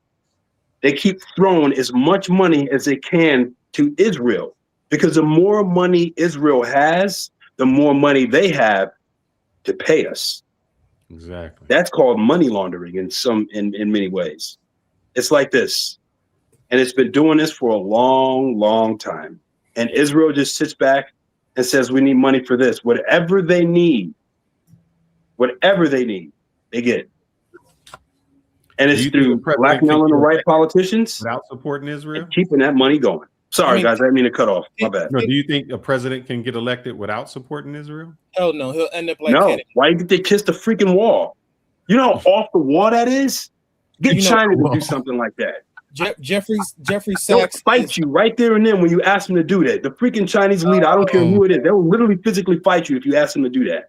And that wall has no significance. It's not even anything religious. It's a Roman wall. Let me. I wanted to say it's more like do it, bitch. Real quick. Jeffrey Sachs mentioned he was like the only person that ever tried to do what Fearless is talking about was Kennedy, and you see what happened to him, right? He tried to make. You see how we give all our money. We have the NGOs, which is basically like a soft kind of bribe, and say, "Well, we're going to help you with your country, but you have to play on our terms, right? Via NGOs, right? Lobbying and what have you." Remember when the whole thing with Doge happened? The only place that didn't cut their funding was Israel. When Kennedy was in office, he was trying to force Israel to become classified as a foreign lobby, because once you do that, then there's some restrictions, and they have to play by everybody else's rules, right? So like I said, I mean, even people when it's funny, whenever I talk to white supremacists and they talk about reparations, I say, so you're against reparations? I'm like, so why are you not against Israel? Israel gets more money than the whole continent of Africa in terms of funding and aid. That's and crazy. then I leave them shocked, and then I'll be like, have a good day. You know what I mean? And then keep in mind how much money France gets from Africa. Let me listen. I'll give it a real quick thing. Okay. Israel has so much access to the United States. They have access to our top secret weaponry when it comes to our stealth bombers and stealth planes, that they modify them immediately after they buy them. So if you don't think Israel has some kind of control in the American government where they have access to our top secret information and our weaponry, you got another thing coming. That's how deeply ingrained this goes. Let me read this super chat really quick, Ronan. And thank you for this as well. Soldier says embassies will be on high alert worldwide. Expect sleeper cells to activate, increasing risk to U.S. citizens abroad, especially where Americans frequent. You put the Chinese flag. China will try to take advantage of chaos, flexing its muscle. Now, out of that super chat, I want to go back to where he says increasing risk to U.S. citizens abroad, especially where we frequent. I will say, since I live in Nairobi, whenever the United States does things, Nairobi, Kenya is a target too. There was 2 terrorist attacks based off of something the United States did. I believe the first one was when they killed Osama bin Laden. I think it was when they killed Osama bin Laden. They had a terrorist attack right after that, and they claimed the responsibility for that. Well, that's one thing too. Whenever a political leader lies, the first thing you better want to know, that didn't make sense. The first thing you better have in your intelligence is who's affected by it and who gets pissed off. What countries get pissed off? Yeah, and Kenya's right next to Somalia, and they always get pissed off. So is Turkey. Did you see what Turkey was doing? They're burning our flag. I'm glad you mentioned Turkey. I hope I didn't cut you off. If you wanted, I just want to say this real quick. You keep this in mind. Israel also throws out false flags. All right, false flag attacks. So you need to keep that in mind, because the oil field that was burnt down, the Iranian foreign minister said we didn't do that. But yet I'm hearing from like Tucker Carlson, he said there was 2 Mossad agents that were arrested one in Saudi Arabia, one in Qatar. And Mossad has been known to do false flag attacks just to bring people in there. So you have to keep that in the equation, that there's going to be a terrorist attack.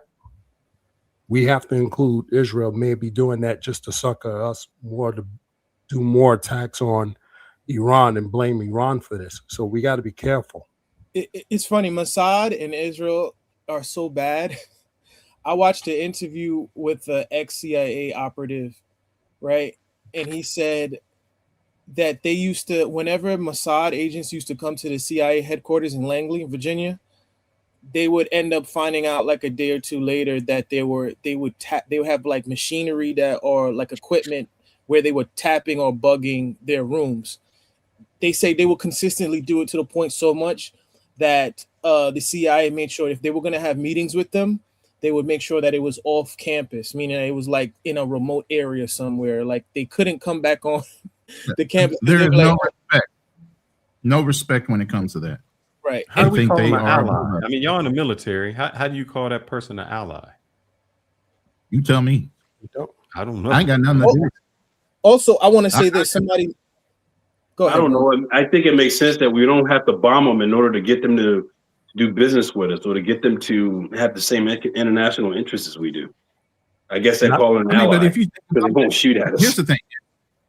Here's the biggest thing. And say I think outside the box. That country is not that big. If you were just to wipe them off the planet, what would it matter? And we actually set up the statehood with Israel as far as Great Britain and United States in 1947. That wasn't Israel. That was Palestine.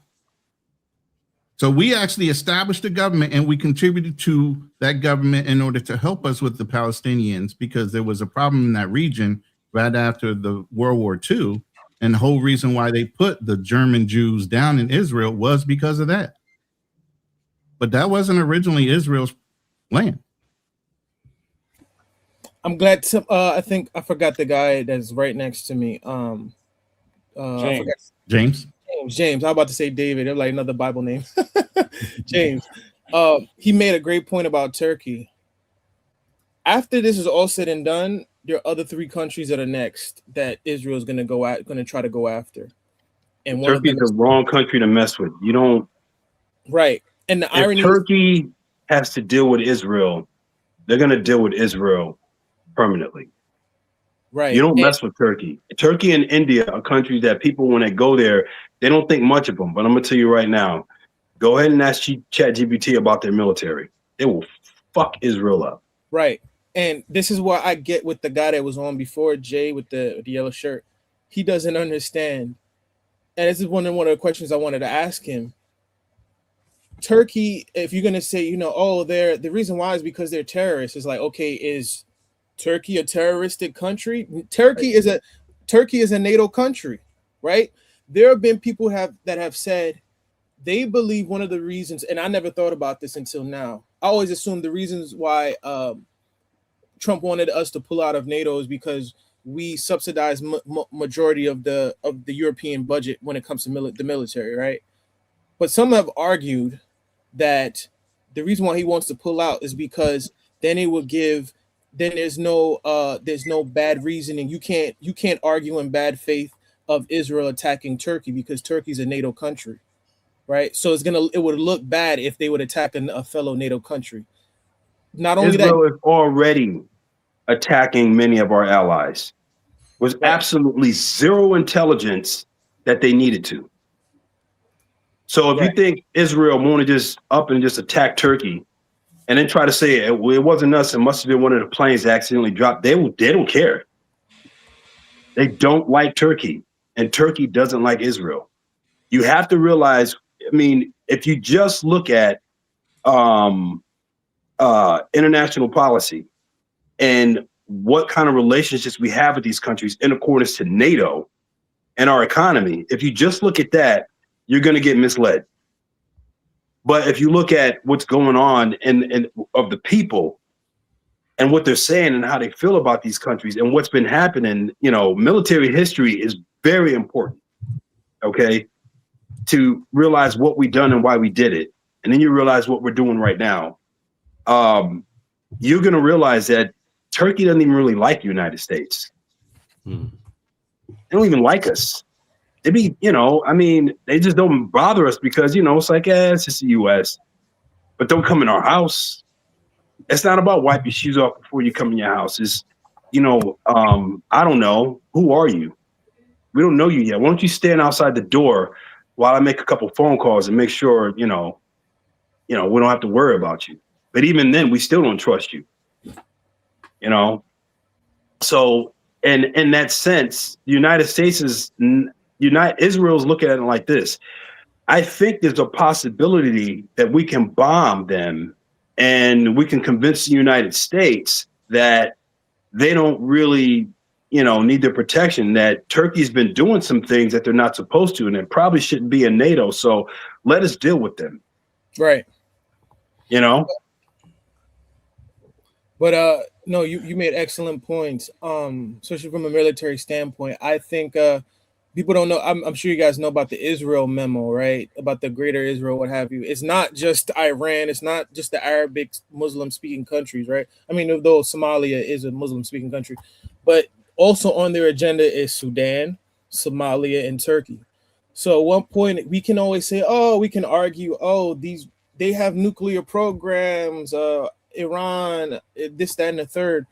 You telling me that you're going to go into Sudan and Somalia as well and Turkey and start a war with them? Because that's what's going to happen eventually. If not to mention that we can't fight Turkey. They don't have to start a war with them, brother. What they do is, like they do with all the African leaders, they just buy the leadership. Yeah, pretty much. It's a lot different when we deal with Africa. It's all about the China leaders. doesn't invade, they just bribe the leadership. Yeah. That's what's been happening in Africa. All their leaders have been bought out. And they try to maneuver to make sure somebody gets in there that are just frankly stupid. Let me read a couple of these super chats. Cash Flow Hustle says America being greatest is debatable, but world economic and military power is irrefutable. The story goes in 1962, JFK told Israel no on advancing their nuclear program, and then 2 years later, he was assassinated. The next president agreed. Trump, after telling Israel no, almost was killed. Incorrect on that. The next president. Yeah, I didn't think about that. Yeah, They stole they stole it. They stole the nuclear. They stole the nuclear secrets. Yeah, secrets, and then used it because even to this day. Don't say from the U.S. That means nuclear weapons. They say we can neither confirm nor deny. When they steal your nuclear secrets, you send in the Navy SEALs, bro. That's Navy SEALs territory right there. Here's the thing: we were butthurt over it, and if they stole it from the United States, they use that verbiage, but we probably gave it to them. Yeah, we probably did. No, that's what I'm trying to say. That's like you got to go now. No, they got it from one of the African countries that got rid of the nuclear program. I know they gave it to South Africa too, right? If I'm not Israel mistaken. took it and gave it to South Africa and Brazil. Israel's off the chain. One thing about it is a lot of you know, we can't fight Turkey. We're not going to be fighting Sudan. We can't. We can't fight war like that.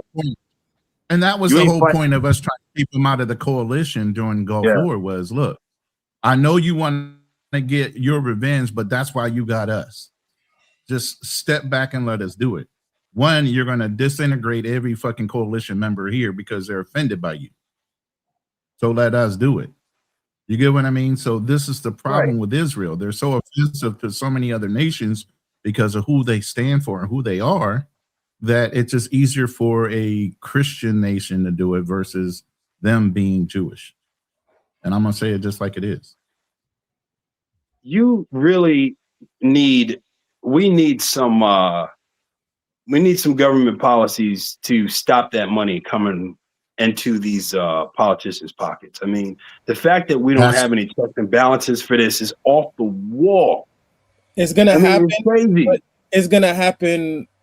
Not in our generation per se. It's gonna be people that are like Austin's age and younger, because no. Let me explain why. The veil has been uncovered. People understand what Israel is about via social media. They can only get.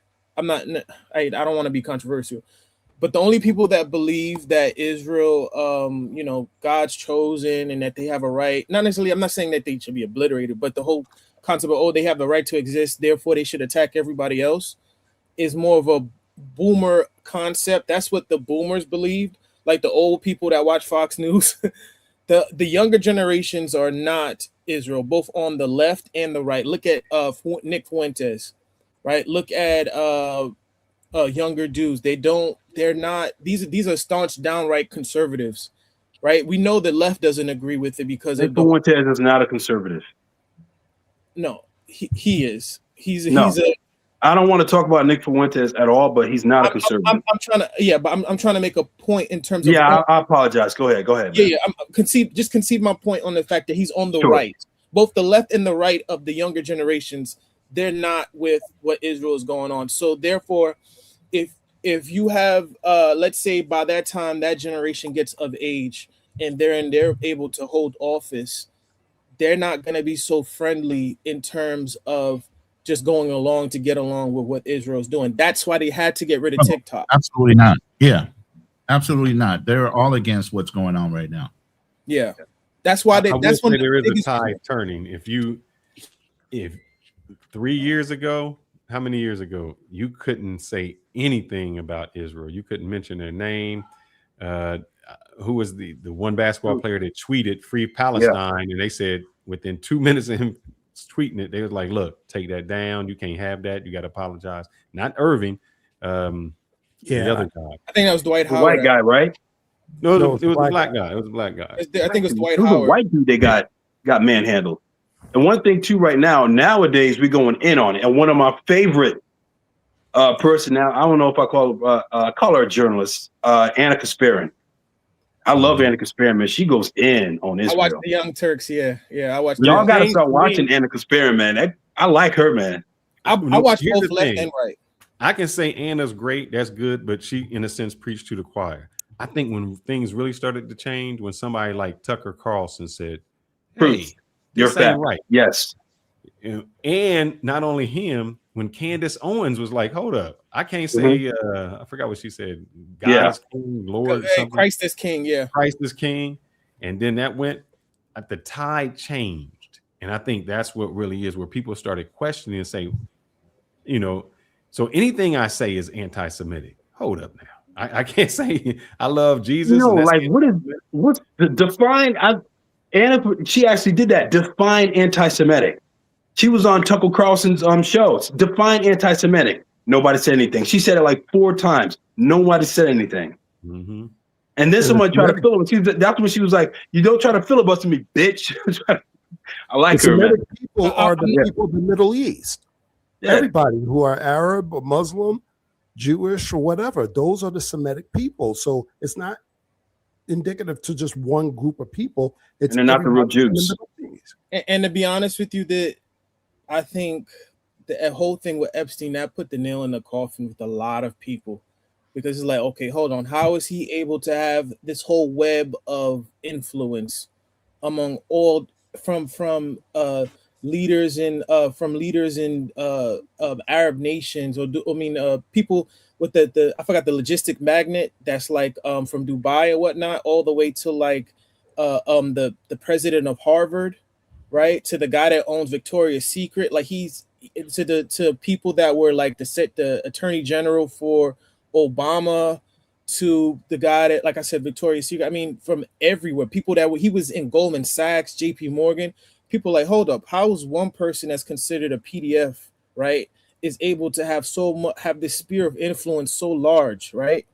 We'll never think of Bill Gates the same way. Everybody know he was a little weirdo with this whole depopulation thing, but he'll never be looked at the same. So people are like, oh, hold on, what's going on? And the fact that we all know Palantir, what Palantir is about, and the fact that he was able to talk to the former prime minister, Ehud Barak. I forgot, I'm butchering his name, but the former prime minister of Israel, and telling him, hey, you need to click up with Peter Thiel. He'll get you on the board for Palantir. Like when you see all these files and how he has this influence, I think that was a nail in the coffin for a lot of people.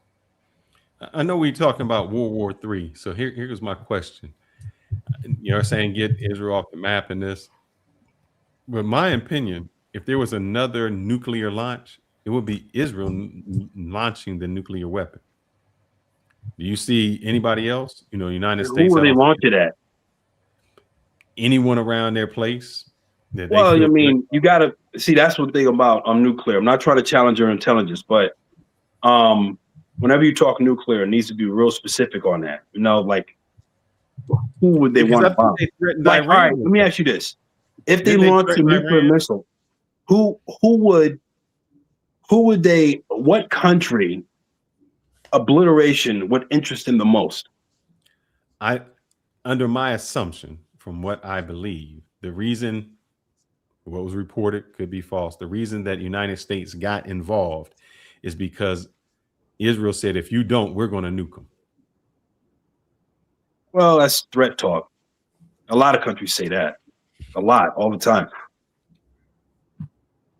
I mean, North Korea says it like every other day.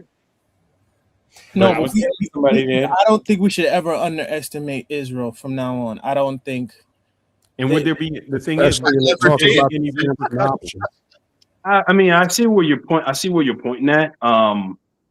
Because you don't hear about it as much, but countries threaten nuclear attacks all over all the time. James, are you familiar with the Samson option? Not really. Okay, you know about the story of Samson, right? I'll be right back. I don't want to belabor the point about Samson because I don't want to go into that too much detail. But we know all. I don't know if we all know how Samson died. He was he was taken captured In the by Bible. Yeah, he got his hair cut. Haircut, yeah. Yeah, he was taken over by the Philistines, and they chained him to they chained him to pillars, and he basically used his strength to knock the pillars down and killed everybody in the process. There's a thing called the Samson option, whereas Israel believes if all else fails, they'll blow up the whole Middle East with their weapons. Actually, the whole world.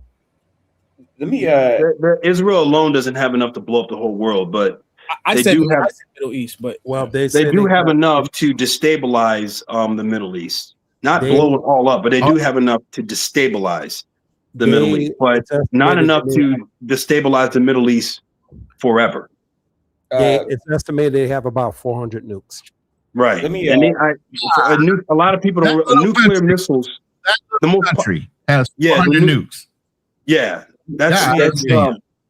James. Let me. Nuclear missile is not. I mean, it is incredibly powerful, but some of the most powerful nuclear missiles, they don't destroy as much as people think, but they are very powerful.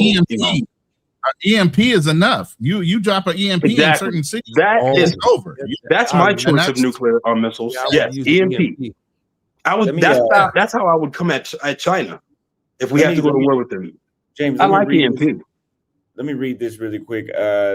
Soldier says that would never happen if Israel attacks China. Article 5 will be invoked. Israel will be at war with every NATO country plus regional Middle East nations. Israel's not stupid. They pick their battles well. That is a good alternative, though. I haven't thought about countries using the EMP. That is a good alternative. Yeah, it's saves way more lives. I mean, it's almost, if you think about it, think about this. In Venezuela, when we went in and took over or took Maduro out, there was reports that all the power got shut off all simultaneously at the same time. Who's to say they didn't pop an EMP? Which country? But they were Venezuela. When they went in and took Maduro, everything went out all at once. That wasn't an EMP. That was another. I forgot the name of it, but it was a sonic. It was a sonic weapon. Supersonic. Yeah, they said it was supersonic.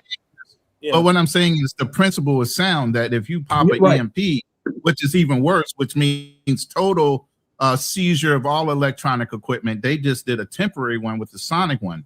But if you drop the EMP, that shows you how powerful an EMP would be to affect the whole region in that area, as far as a midair explosion that sends out a signal that basically fries everything that's electronic.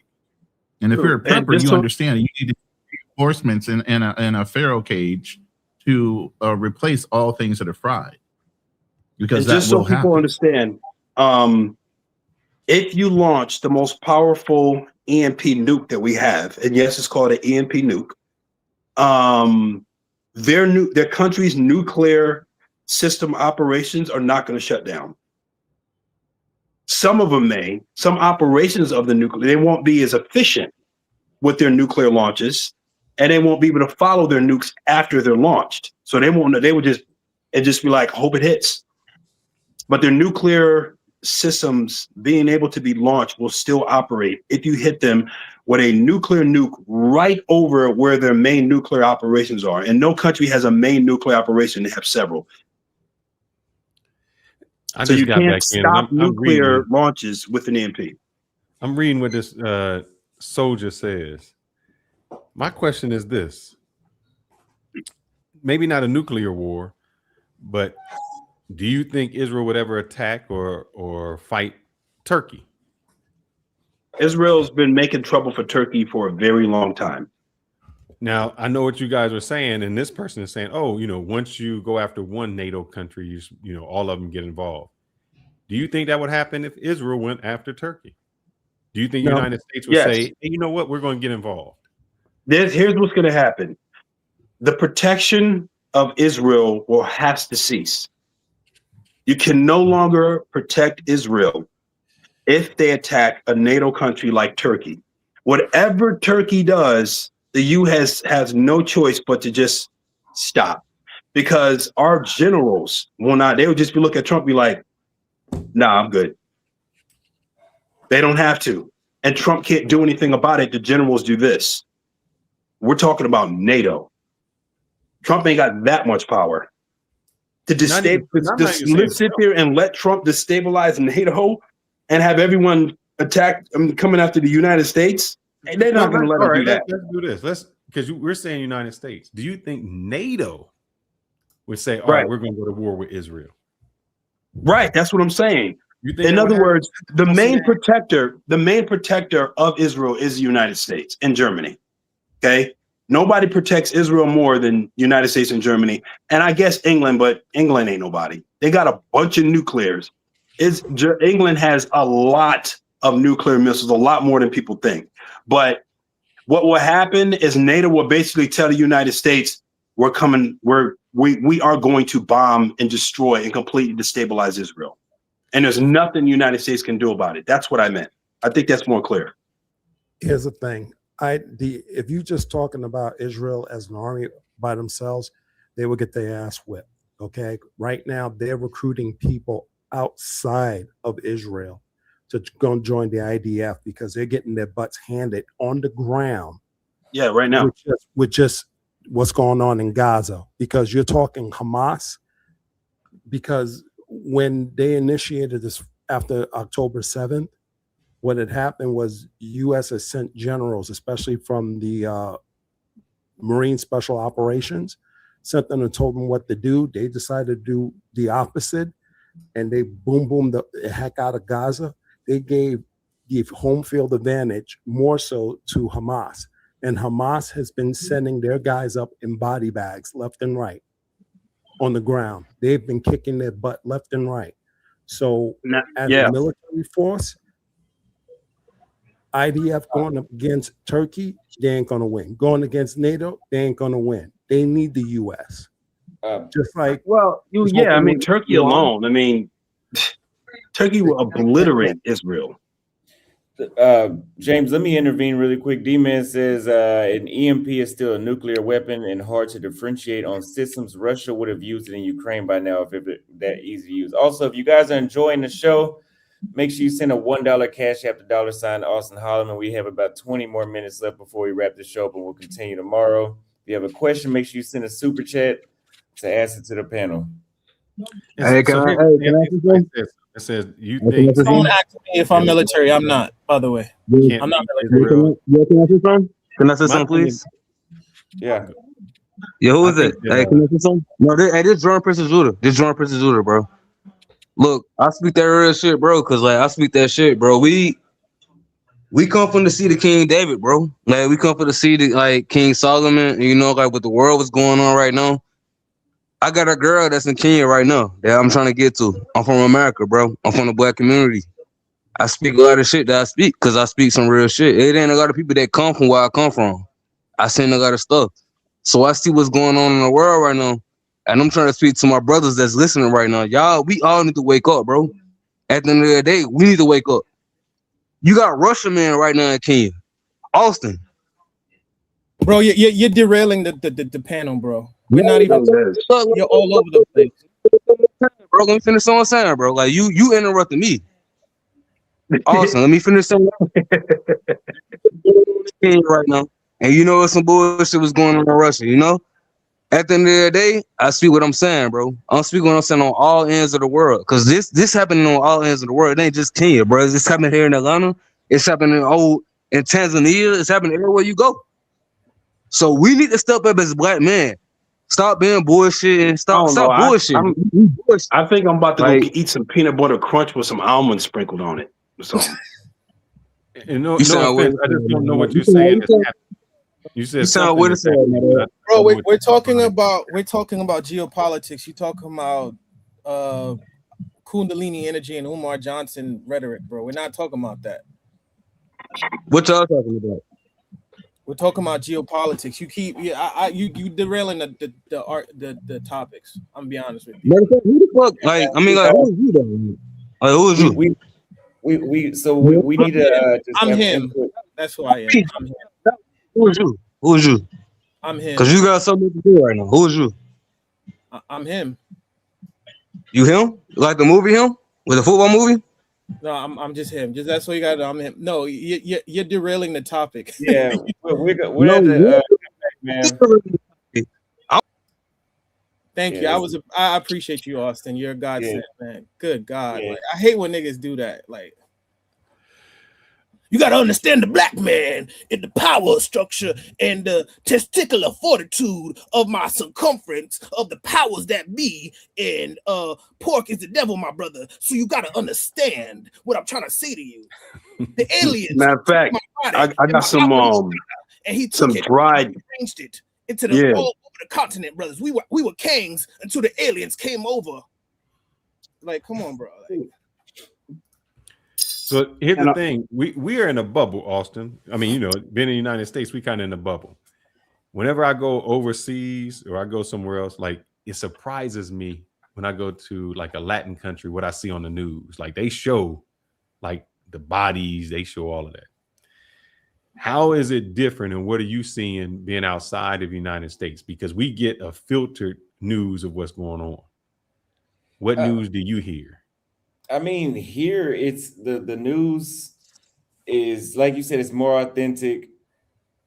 It's almost like they show a central portion of the story. More so, I mean, they have their biases depending on where you're at, but it's more central. Yeah, I mean, I just concur with what you're saying. I noticed that a few years ago when I first started traveling. I remember I was in the airport in India, and they were saying things that the United States media companies weren't saying. That's why, yeah, like Al Jazeera. Somebody put Al Jazeera in the chat. I follow them more heavily because it's more central. You actually get the story. If anybody wants to get updated, I watch a lot of different people, and I whether it's left or right, from people I always know that I have no qualms about saying Fuentes is a white supremacist, but I still watch what he says because you can learn things you can learn from anybody, even the devil. We know that the devil is what can you learn from the devil, Azrael? Well, you can learn the fact that he's one of the most hardworkingest in the sentient being that we know that to mankind, and we know that he has the confidence of a mofo because he believes that he can influence us over God, right? He feels as though he has greater sway than God, even though he knows he's going to be destroyed, right? Long story short, I listened to Jeffrey Sachs. Also, Professor Jiang is very good. He's a Asian guy. He's very well read, and he's a professor still, and he gives like geopolitics to the T. Just type in Professor Jiang, Jiang, and there was somebody else I forgot. I think his name is Desjin. I forgot. You can type in Desjin clips, but yeah. And then Myron is really good too. When it comes to geopolitics, he knows his stuff. So with the military guys, where do y'all see the end game? Is there an end game? And my question would be, when you go to war, I always thought, how can I describe this? Okay, there's an objective. That would be it. Well, do y'all know what the objective would be, or do y'all know what the end game would be, or what is winning? Yeah, what is winning then? Well, I don't think anyone can properly answer that question to simplify all that's going on. And the reason why is because there are many individuals in power or with power, not exactly in power or with power, that have vastly different interests in all that's going on. And the good part about it is they all have the village idiot in the most powerful seat in the world. And because of that, they're all in his ear with all of their interests. And he's looking at it like this: how do I benefit from what this person is asking me? And doesn't care about anything else whatsoever. And when his decision causes a problem, he deals with it when shit hits the fan, and he just tries to run up there and clean it off just enough. At some point, it's going to be so much shit on a fan, he's not going to be able to clean it off. And he's just going to do something crazy like this to stop you from looking at it while he takes that fan off and changes it out. But that fan still affects us. So the end game is to get the people who have power and are in power out of power, who are doing things that hurt us.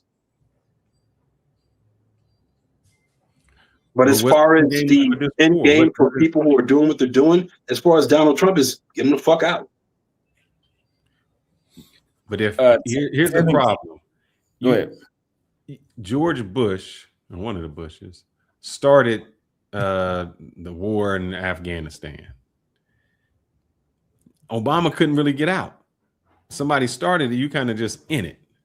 So when you say get him out, and once this starts, how do you get that? How do you stop this war? You know, if we're saying if this goes on the next 3 years, what does that look like? See, that's the whole thing. When you go into a conflict, you have like you said, an end game. You have an exit point where you say, okay, we've achieved these missions. Our objective has been earned and we're out. When the military gets in, that's what our normal goal is to do, is to go in, achieve the objective, whether it be hold, secure, or restabilize a region. Those are our objectives. Once we achieve those, it's not our place to run a government. Okay, that's supposed to be turned back to those local people, whatever the United States wants to do. We're supposed to pull out. We're not supposed to be running governments as military or like a military state. You know, so at the end of the day, for Iran, it's not a thing where we have an objective to conquer that nation and hold on to it, even though they tried to do that with Iraq. You saw what happened. We are not set up that way. You know, we even set up Saddam in the 40-year war to fight against Iran. Right. Who was the CIA? Progressively moved. You know what I'm saying? So at the end of the day, that's not our place to do these things. And when you utilize the military in such a way to take over or to take down nations, it starts to be messing around with, you know, controlling governments and world opinion. And that's not what we're supposed to be doing as a free nation. We can help people free themselves. That's what we should be doing. But when we do that, Ronan, I know we say we help people. There was the PLO, Palestinian League, with Yasser Arafat, Palestinian Liberation Army, right? From the Clinton era. Yeah, correct. Yeah. So what we did was we got rid of Yasser Arafat and we allowed the Palestinians to elect who they wanted. They elected Hamas, and now we say they bad. I say that to say we say we want regime change, but so bad to who? That's the whole thing. It's not our opinion of what's bad or good. If that nation wants that, then that's what they want. So if they put in another Ayatollah, we're trying to guide them down a narrow pathway of what we feel as the Americans is right, but yet and still everybody has a right to their own leadership and their own government. And we're being forcibly trying to push people in a certain direction of, you know, a global fucking political idea of what's right in society and what's wrong. And I'm that's not agreeing with you. What I'm saying is, so what happens if Iran elects another Ayatollah?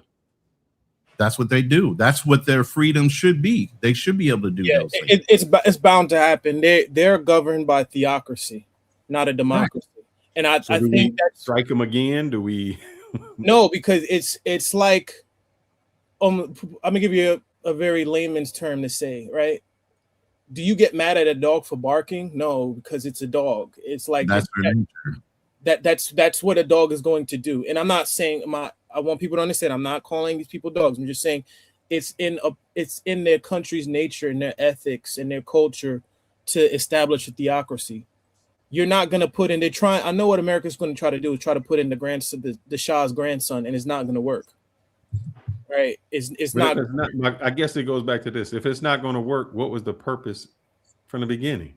Because America, again, it wasn't our war. It was Israel trying to do that shit. We didn't have anything to do with it. We're backing somebody else up on their operation. Really? Well, to your point, Fearless, allegedly Marco Rubio said the whole purpose. He said three different answers. As you know, the administration is kind of lying, but he said, "Oh, it was a preemptive strike." Initially, they said because of regime change. Then today they were saying, "Oh, it's a preemptive strike," because they didn't want Israel just to go in there and then cause total chaos, and they felt as though they had to strike first before they strike them, that's not true, right? But long story short, let's say that is true. Like I was saying earlier, you can't America cannot create a regime change with just airstrikes. You're gonna have to have people on the ground, and that's gonna be Afghanistan, Iraq 2.0, right? So I think you just have to accept that group of people in that region, they are governed by theocracy, and you're not going to change that. Let me read these two super chats, and then we're gonna start wrapping everything up. I got my last question. Tevin King says support black male media. Thank you for the super chat. And judicial J2000 says Azrael's correct. If you want to get the real info about geopolitics, nobody's doing like Myron Gaines. I disagree with you. That dude is a beast. With it, sub Austin, been a minute. Thank you very much for the super chat. Good from hearing from you again. It's been a while, but yeah, Myron Gaines, I go back and forth with him sometimes on Twitter, and I think he just is rage baiting sometimes because some of the stuff is, rage bait about different stuff. But when it comes to geopolitics, he knows his, like when it comes to the Middle East politics, when you talk about with our issues with Russia, when you talk about, you know, China potentially trying to take over Taiwan, that stuff, he's up there. I'll put, like, I'm not saying that he's always completely right. Like this, I don't agree with everything he says. When geopolitics, he knows his stuff, you know. And I said there's other people too. You have Jeffrey Sachs, older white dude. You have Professor Jiang. You have I forgot the first name, but I know he's a YouTube channel called Dresden Clips. They're former military generals that have YouTube channels. I mean, yeah. And that's the thing right there, Azrael. When you are to work in the government for so long, and I'm talking government intelligence and other things like military, you start thinking a different way than most civilians do. So his mentality, being that he came from a government agency, is to think as if, you know, what would the government be doing and what's their posture, you know, because when you're looking at governmental moves, it's like playing 3 or 4 dimensional chess. For every move, there's a counter move, and there's people that you will offend based on the fact that you're doing that one move. So when you look at global intelligence, when you look at a report, it's like, if we do this here, then this, and this are the effects. But we need to counteract those effects with this, and this. There's actually a total report that shows you dimensionally from one effect, what's the cause and effect of that on a global scale. Who's going to be offended, who's not going to be offended, who's going to support. They already know all these things before we do one thing. Right. The intelligence community knows the whole 360-degree story. And then we weigh out the pros and cons of, if we go ahead and follow through on this action, regardless, what's the global effect going to be for us in our positioning? Because we always want to look like the world, like benefactor. We don't ever want to give ourselves a black eye globally. Initially, we didn't. Now, Donald Trump doesn't care. But globally, as the United States posturing, we always wanted to be the country of do no harm. We always want to look like the good guy, like we're of service to a lot of these countries so that they can come to us when they need something. But at this point, it's looking like we're kind of badgering or just following behind one person as a lapdog, unfortunately, which is Israel. Yeah. I mean, the concept of America. Before you respond to Tevin King sent a $10 super sticker. The movie Escape from LA was about the coming blackout EMP. It's all scripted in the Masonic World War III script that Albert Pike wrote. Winning equals fighting until one side throws up the white flag or has no one else to fight. The first example is World War II Russian Empire that ran out of food. The Tsar was overthrown. Russia stopped fighting. Same thing with Germany. No food, no allies, no money. Let me ask the last question. So looking 5 to 10 years ahead of this conflict, does this accelerate a broader realignment in the Middle East, like shifting alliances, which I think we already see that happening, new security blocks, energy diversification, new borders, and how would that reshape how Americans can move around the world, invest, and travel globally? I think it shapes the entire world. And I said this before. If I'm a country who feels vulnerable, even like a country that you would think has nothing to do, like a Colombia, when the United States says, oh, we're going to take you out. If I'm a Mexico, I want to get a nuclear weapon. I want to get something that I never invested in because that's the only way to deter the United States. If the United States says, I can come into your country, kidnap your president, if we can get bombs and from anywhere in the world, we can take out your whole regime, that becomes scary. And the only countries that they don't do it to are people who have nuclear weapons. So I don't think it makes us safer. I think that it changed the whole political aspect to say, this is a race maybe not to be offensive, but this is our only defensive mechanism because it's been pointed out. Saddam Hussein says, we don't have weapons of mass destruction. Great, we're going to kill you. Gaddafi, we give up our weapons of mass destruction. We're not going for it. Great, we'll kill you. It changes the whole landscape that people now want to protect themselves because we're doing to countries that what we said we would never do. We'll kidnap your president. We'll threaten you. We'll give intelligence to kill you if you're a civilian. We don't need the intelligence to do it. So it makes us all, I think, very suspect and weak. Okay. Well, those are all the questions that I have so far for today. Tomorrow we'll wrap up and we're on the group chat. So I'll give you tomorrow's topic. One last super chat. Glad you have some more panels going, keeping up the high level content, brothers. Well done. Thank you very much. Yeah, I believe that was you that said that you was looking forward to the panels. If you're the guy that was in Austin, Texas, yet this allows me to talk about more productive conversations and not have to constantly travel to create content. So CLM Mont sent another $10 for good info. Thank you very much. Thank you for everybody that came up today. We'll do another one tomorrow around the same time if y'all want to join in again. And yeah. I just One question for you, Austin. If the world keeps going like this, how's your travels going to go? And are you willing to travel now? Are you going to stay in Nairobi or are you going to move around? Yeah, I'm probably either going to go to Namibia or Nairobi full time. Namibia probably be best just because geopolitically it's just out of the way, and it's literally out of the way. Nairobi is I always call Kenya a testing ground for the West. They test their new HIV medications there, their new birth control there. They test their political interference campaigns there. They did that first before they did it in the UK. They tested in Kenya first. I mean, they pretty much do whatever they want, so I could see it being a target. And as I said before, it's always been a target for terrorist attacks. One more question. What do you think is going to happen? And I ask this crazily. I think it's all about resources. What do you think is going to happen when Africa says, you know what? We don't want to give our resources to like France. Like there's some countries in Africa that have to take their raw material and give to France. What do you think will happen when they stand up and say, no more, we're going to do it ourselves? Europe is going to be a big third world country. Europe will go down for sure. But I don't see that happening though. It depends on what Trump does the rest of this year, if you ask me, because China and Russia are backing Africa right now. Like they're the ones trying to gain the influence there. If they decide to stop, I just don't, because I think if it's slowly happening, but if that was going to happen, it would have happened.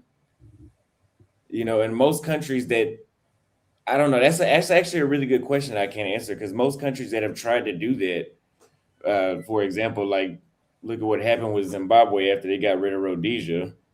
You know, they got funded by the Soviet Union and the CCP. And they dealing with hyperinflation, and they can only trade with like Russia and Cuba. Yeah, their economy is fucked now. So it's. So do you think Africa will always? I won't say always because that's a long time. Can I say something on Europe or Britain or whomever? Can I say something to your point, Fearless? I think, in terms of what you were saying, I think the potency of America's stranglehold, because that was going to be my last topic, the hegemony is weakening and is being diluted. It's still going to be strong, but not as potent as it is, because we saw once Russia was still able to be functional, even with the sanctions. A lot of countries, I forgot which country it was, it's escaping my mind, but there was recent sanctions against them, right? Or America said we're going to put out sanctions toward them, and there were some countries that were backing off of the sanctions, like they weren't going to sanction a particular. I can't remember what country it was, but they didn't go along with what America's doing. So America engages in a lot of global racketeering, which is like we're gonna quote unquote protect you, but if you don't give us the money to protect you, we're gonna bully you, right? Like what the mafia would do.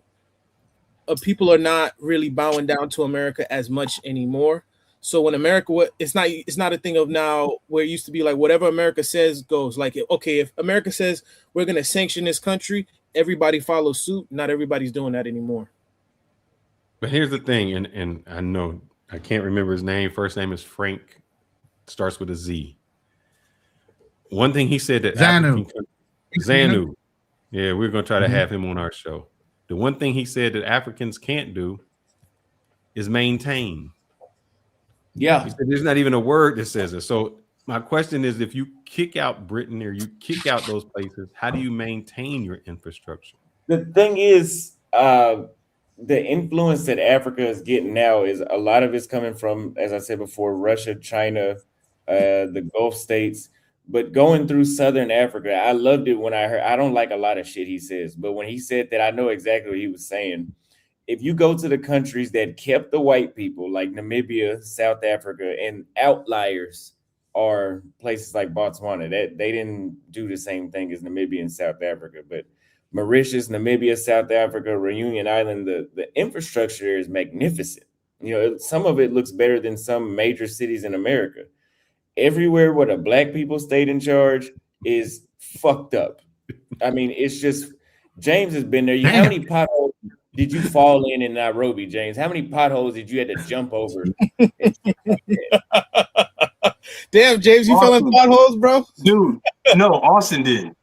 See, Austin forgot about it. He was the one that fell in a pothole. I saw it before he fell in it.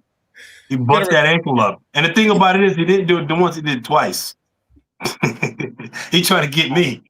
But yeah, one thing about Nairobi is they really don't give a shit about the people or infrastructure. All they care about is pocketing, just like Trump. I mean, I would have to say it's not only Kenya, but it's Nigeria. Look at what happened to Joshua when he went back after winning the boxing match, and his two trainers died. Right. Well, you know, Ronan, see how they handled that? Holding him by his arm to guide him out. I was like, you don't do that, man. Ronan, I was scared when I saw that happening. I was like, I hope his spine isn't hurt. To add on to your point, Ronan, they didn't have an ambulance. They had to put him in a police car. Yeah.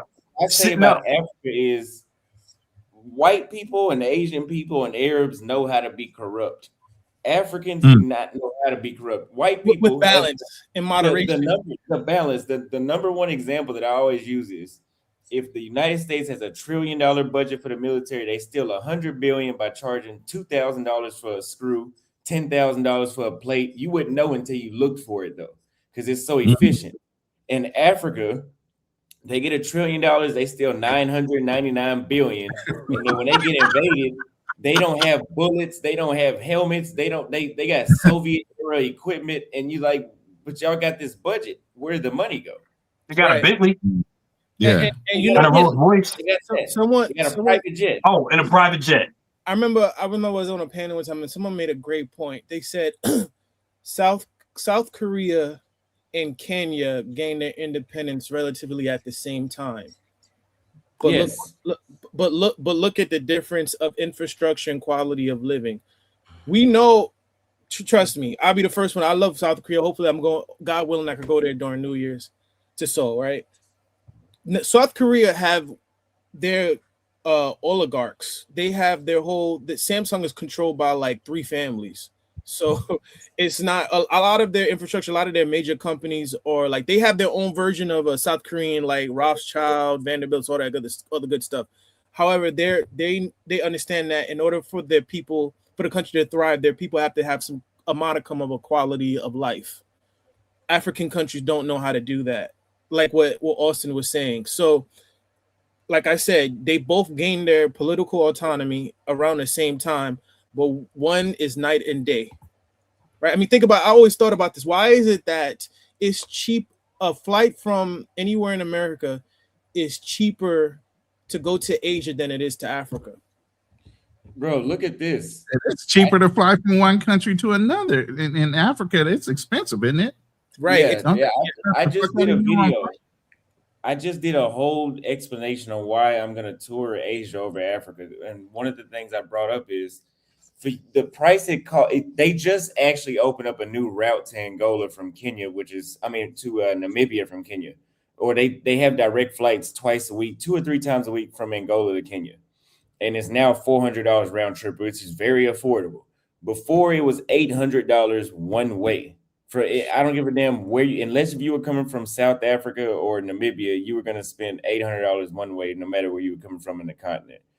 Now, with $800, you can fly from Thailand to 3 cities in the Philippines, to Vietnam, to Cambodia, to Laos, to Myanmar. You can, with $800, you can do the whole Southeast Asia, Indonesia, and Malaysia. In Africa, to do 11 or 12 countries, you need damn near $12,000 just for flights. Yeah, it's crazy. I don't like the fact that to any African country, a lot of the flights from New York cost at least almost close to over $2,000. Right? We're talking about West Africa. We're not even talking about East or going to South Africa. But then if I want to go to Japan, it could cost me like under $1,000. Like, you're talking what class? Economy prime, or are you talking about business class? Just basic. I'm talking about basic. Oh, no, I'm talking about bare bones. No. All I'm saying is when I went to Japan, it didn't cost me more than $1,000. It cost me like roughly $9 and change to go to Japan in the like late August, early September. But if I want to go to Nigeria or Senegal, it's gonna cost me almost $2,000. $500 to $800 to get you from America to the Philippines. One way. And that's what I'm saying from New York. Now it's even cheaper if you're coming from the West Coast, right? No, I was in Houston. I was in Houston and flew direct into Taiwan. Yeah. But so I'm do you saying think the country is better run by, I'll say it, white people? Damn. Austin, you live in Africa. African is, pro-black, but do you think that, or it's black, but do you think the country is better run when it got the white people? Yes, I did a video about it and I never posted it. I went a little too hard because it was when I went back to Namibia the second time. And I was like, wow, I'm driving by the oil change shop and I'm like, they got on their shirts, their company shirts. When you're in East Africa, West Africa, they show up in a dirty ass polo with a backpack with a drill and a jack in their hand. And like, the only reason you know that they are here to fix your oil is because you call somebody. Otherwise, you would just think it's some random person. I don't know doing what. And so they have that level of profession. Like, for example, the buildings that be collapsing in Kenya, they're not I mean, buildings can collapse anywhere, yes, but the amount and the frequency that they're collapsing is nowhere near in comparison in a place like Namibia. Like, it's just they take their corruption. Let's say corruption is lower in those places. That's what that really all stems from. Corruption is lower, so they take their practices more serious. Because I'm pretty sure no African politician is like consciously saying like, yeah, I don't give a damn if that building collapses or not. But money is the root of all evil. So if you get paid $1 million to shut up, you won't care.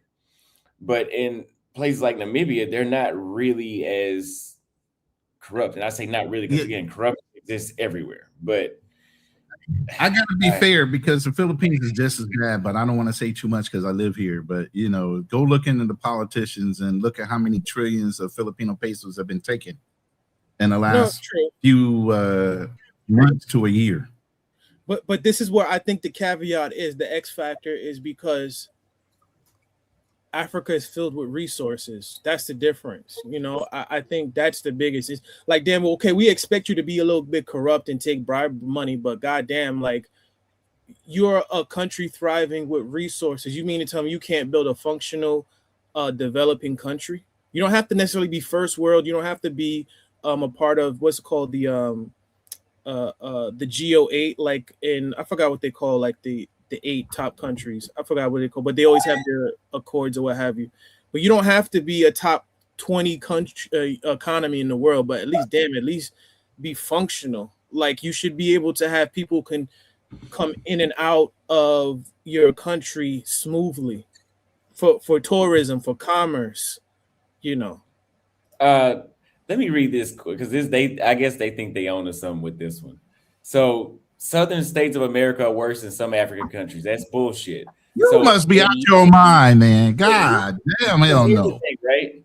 In if you want to bring up African countries, one thing that Texas, Louisiana, well, let's leave Texas out of it because they're not as messed up as Louisiana, Mississippi, Alabama, Hold on, man. places of Georgia, right? Those places have corruption that maybe you can compare. Let's use Louisiana. Maybe they have a fucked up, their shit is fucked up. Not to Africa's extent. At least Louisiana has Section 8, food stamps, Clean water, relatively. water. I mean, when you're talking about Africans, most African countries, if you don't have money to eat, you won't be eating today. You don't have nowhere to stay, you're gonna be sleeping outside. We literally have a government that gives us shit. So that's not you can't even compare those. I want to put things into context also, Austin. To whoever who said that in SM 1426, I'm from New York. If I go to Texas right now or Mississippi, I don't have to get shots for dengue fever or hay fever or Zika or the Zika virus, right? Also, another thing I wanted to say too, damn, I lost track of it. A third of Nigeria doesn't have a power grid.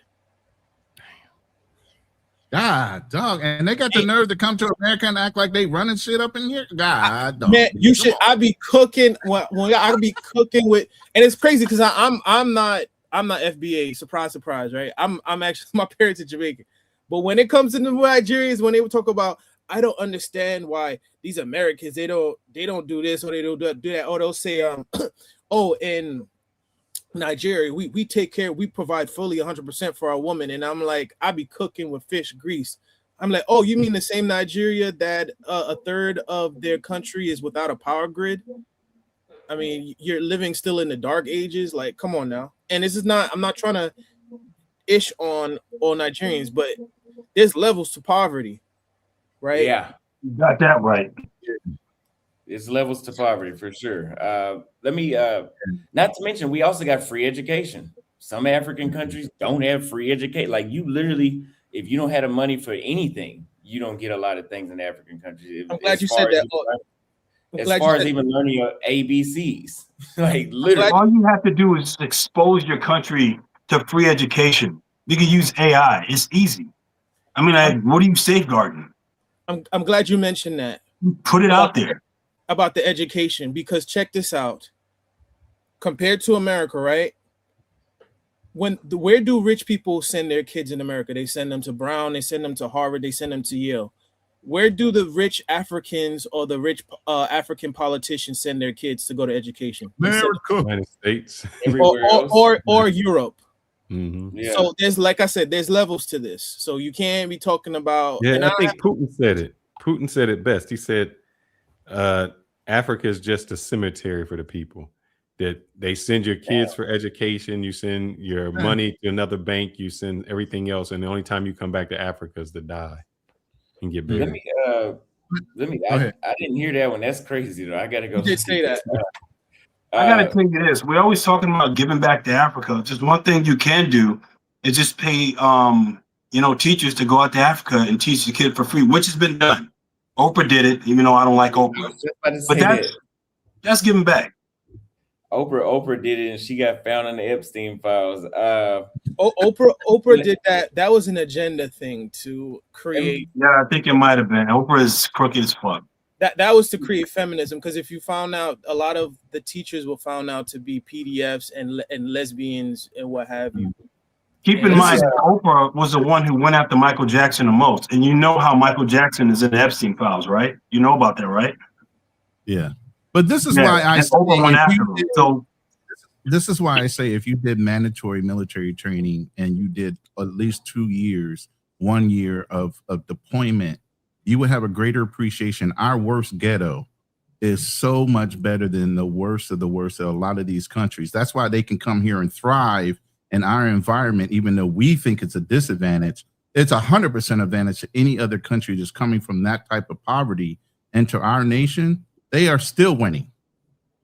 And that's why they still thrive in environments where we feel like we're disadvantaged. You have no idea how privileged you are, even in the worst ghetto of America. It does not compare. The first time when I joined the military, it was 1997 when I was in Turkey.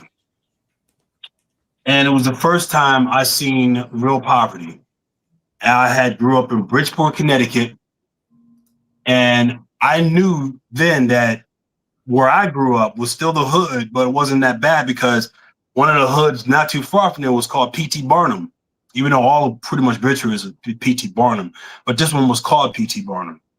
And their ghetto just seemed like it was worse because it felt like it was dangerous all around. We weren't even allowed to go there. Our parents we couldn't even go to PT. And when I went to Turkey, I saw people with no legs and one arm crawling around, dirty and smelly as hell, asking for money. Dirty, smelly little kids grabbing on our clothes, giving us weird stuff and flowers and dried biscuits and telling us to buy it. I ain't never seen anything like that. And when I got back to my ship, I thought about it, and it really widened my brain. I was like, nowhere in Bridgeport did I see anything like that. Right down the street, they lived in nice apartments, Black people, Hispanics. Was not poverty. I didn't even want to call Bridgeport poverty anymore. I couldn't, because even the worst situation in my city where I grew up is nowhere near as bad as what I saw in Turkey. Let me read a couple of these super chats and we'll continue on tomorrow. Judicial J says, just know that if you're messing with America's money and oil interests, they're taking you out. They have very much proved that. Geopolitical analyst Jeffrey Sachs been talking about how America has been fighting Israel's wars for the last 30 years and the state of the country. Plus, look up the definition of Greater Israel. I've heard of that. Cameroon, my ancestral country, France, created a policy since 1971 to extract 80% of the country's GDP. Yes, so France is the worst colonizer in the world. Look at Haiti. Haiti prides themselves as being a free nation. They fought for their freedom, but they actually paid for their freedom. There's not one French colony that's not a territory right now that is in a shithole right now. Yeah. Like if you go to, like some people will say like Reunion Island, what's the one in French Guyana in South America, but those are still territories. Martinique, Guadalupe. Yeah, but the ones that got complete independence are fucked up. They designed them. They're the worst ones to be. I think honestly, you probably had it the easiest if you was with the British. At least they did. So America at least came from the British. Shit. The French. I was gonna say the French is so bad that when they would leave African countries, I forgot which one it was, they would literally take the infrastructure off the roads, like destroy the roads that they created. So they're like, okay, we're not gonna leave you guys with nothing. You know what I mean? Yeah. Only to allow 20% on loan from the reserve to operate in their country. The continent needs to become a military state. I could see that. If I was an African country, I would move like Asia and build into the future instead of dancing on dirt, drinking fake alcohol, snatching chains. Yeah, like you said before, Asia and Africa got freed from their colonizers around the same time, like 50s, 60s, 70s.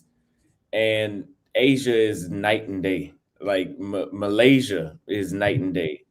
Vietnam, let's just compare Vietnam to any African country. Like it's night and day. Nigeria, and they were still communists. Nigeria has 232 million people and has a GDP less than that of New Zealand, which is 5 million people. Wow. So that's all I have for y'all today. I appreciate y'all coming up. We've been on about 3 hours, 20 minutes. Y'all just hit me up on the back end of Ezreal. I think you have me on Discord. And we can do this again tomorrow. I'm going to try to do these daily again and just post vlogs maybe once a week. So I want to say appreciate you guys in the military. I didn't genuinely appreciate you guys. Salute to you guys. This was great. I want to say to everybody, just keep read. Black men, you must read to be informed. You need to be on top of things. You want to gain respect from everybody. What Malcolm X said: be a voracious reader. Try to be. If you're the smartest person in the room, leave that room and go to the next one. You know. I appreciate it, Austin. Thanks for having us up, man. I hope that your chat just get some education. They were nicer today. Yeah, they were nice today. I was on their side, you know. Next Yeah, time they didn't come from me, man. That's pretty rare. Yeah. We'll do something. Now you got to bring the PhD man back and yeah, we got to have I want to come after him, but I didn't get a chance to get to him. I didn't either. You know, James, we in the same group chat. That's Jared in the group chat. Yeah, but I don't want to do it. I don't want to have no group chat. You know, I don't want to do that. I just don't like people posturing. I just don't like people posturing, saying that they have a top secret clearance and they're posturing themselves. I don't want to fight. I just wanted to get more insight on where his perspective comes from, because that's the better way of having a panel. Like if I say that Israel is the most powerful nation in the world, the things you should ask me is, why do I think that? Don't just say no, it's not. Here's why I think it's not. Ask me, why do I think that, and then go from there. That's a better way to have a panel. I would agree.